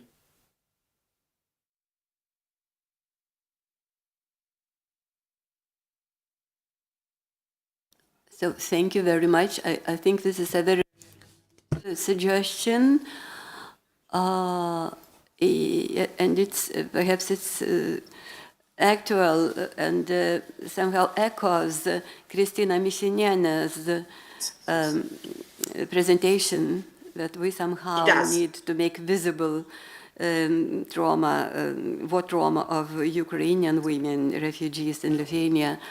So I think this is plausible way to go. Thank you. Galėčiau truputėlį papildyti. Pasigėdau. If I may add, the text sounds perfectly great. What I was missing was emphasis on prevention. You know, based on our work, we are working with those who are very much experienced in prevention. I fully support that those institutions that are engaged in assistance providing must be supported, but we should not lose focus on prevention as well, so that people are aware of the institutions they need to address just in case. So this was something that was missing for me in the text, if we could add that. Yes, I could say that our last point speaks about the Council of Europe Convention on Preventing and Combating Violence Against Women and Domestic Violence. This is a very complex document that approaches the issue in a very complex way, including prevention. Prevention is a very important integral part of the Istanbul Convention. We did think about that. Maybe we'll come up with a way how to identify prevention specifically in our resolution, but that's where we had prevention in mind when we mentioned the Istanbul Convention, because the convention speaks about the reduction of stereotypes, education, and other issues that are contained in the convention. Yes, a few words on prevention as well. This includes a lot of things in education and many other things, but everything in general that contributes to strengthening the victim is related to prevention. Reducing instances of latency, training of social workers, childcare workers, specialists, mainstreaming gender aspects,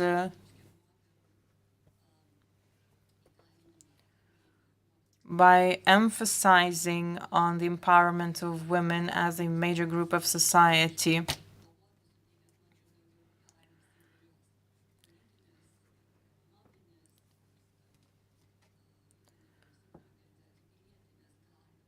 Emphasizing on the empowerment of women, economic and other types of empowerment. All of this is covered under one word, prevention. Well, the NGOs hate the word projects. We talked about small, large projects, you know, these are usually that are mainly related to some very small scale actions, but they are also part of prevention. But everything that I've said is related to prevention.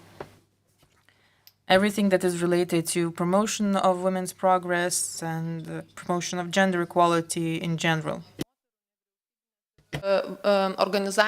I would like to come back to the topic whether our NGOs and government are in synergy. And we have to admit that we are in conflict rather than synergy. And why am I telling you that? Because today we've had many representatives sending us the message and sending the message to the representatives of decision makers. And when we say that non-governmental institutions are not funded today, and when we receive a question regarding interinstitutional cooperation, the politician asks us to solve our own issues. We know what we're doing, but we want dialogue with the representatives of our government and funding.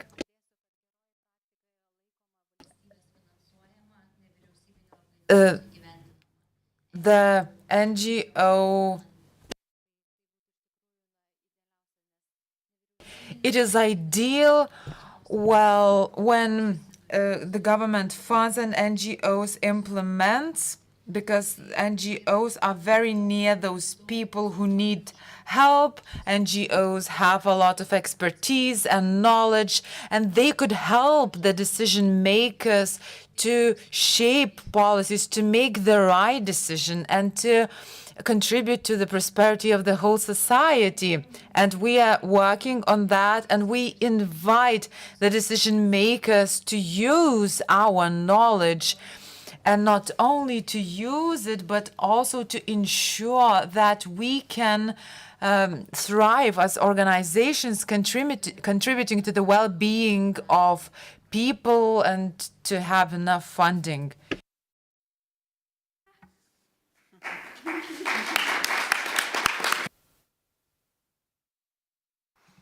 Dėkui visi. I would like to thank everyone for your participation, and I'll see you in next conferences. Thank you. Ačiū vertėjams. I would like to thank the interpreters. Ir ačiū visiems pranešėjams. I would like to thank our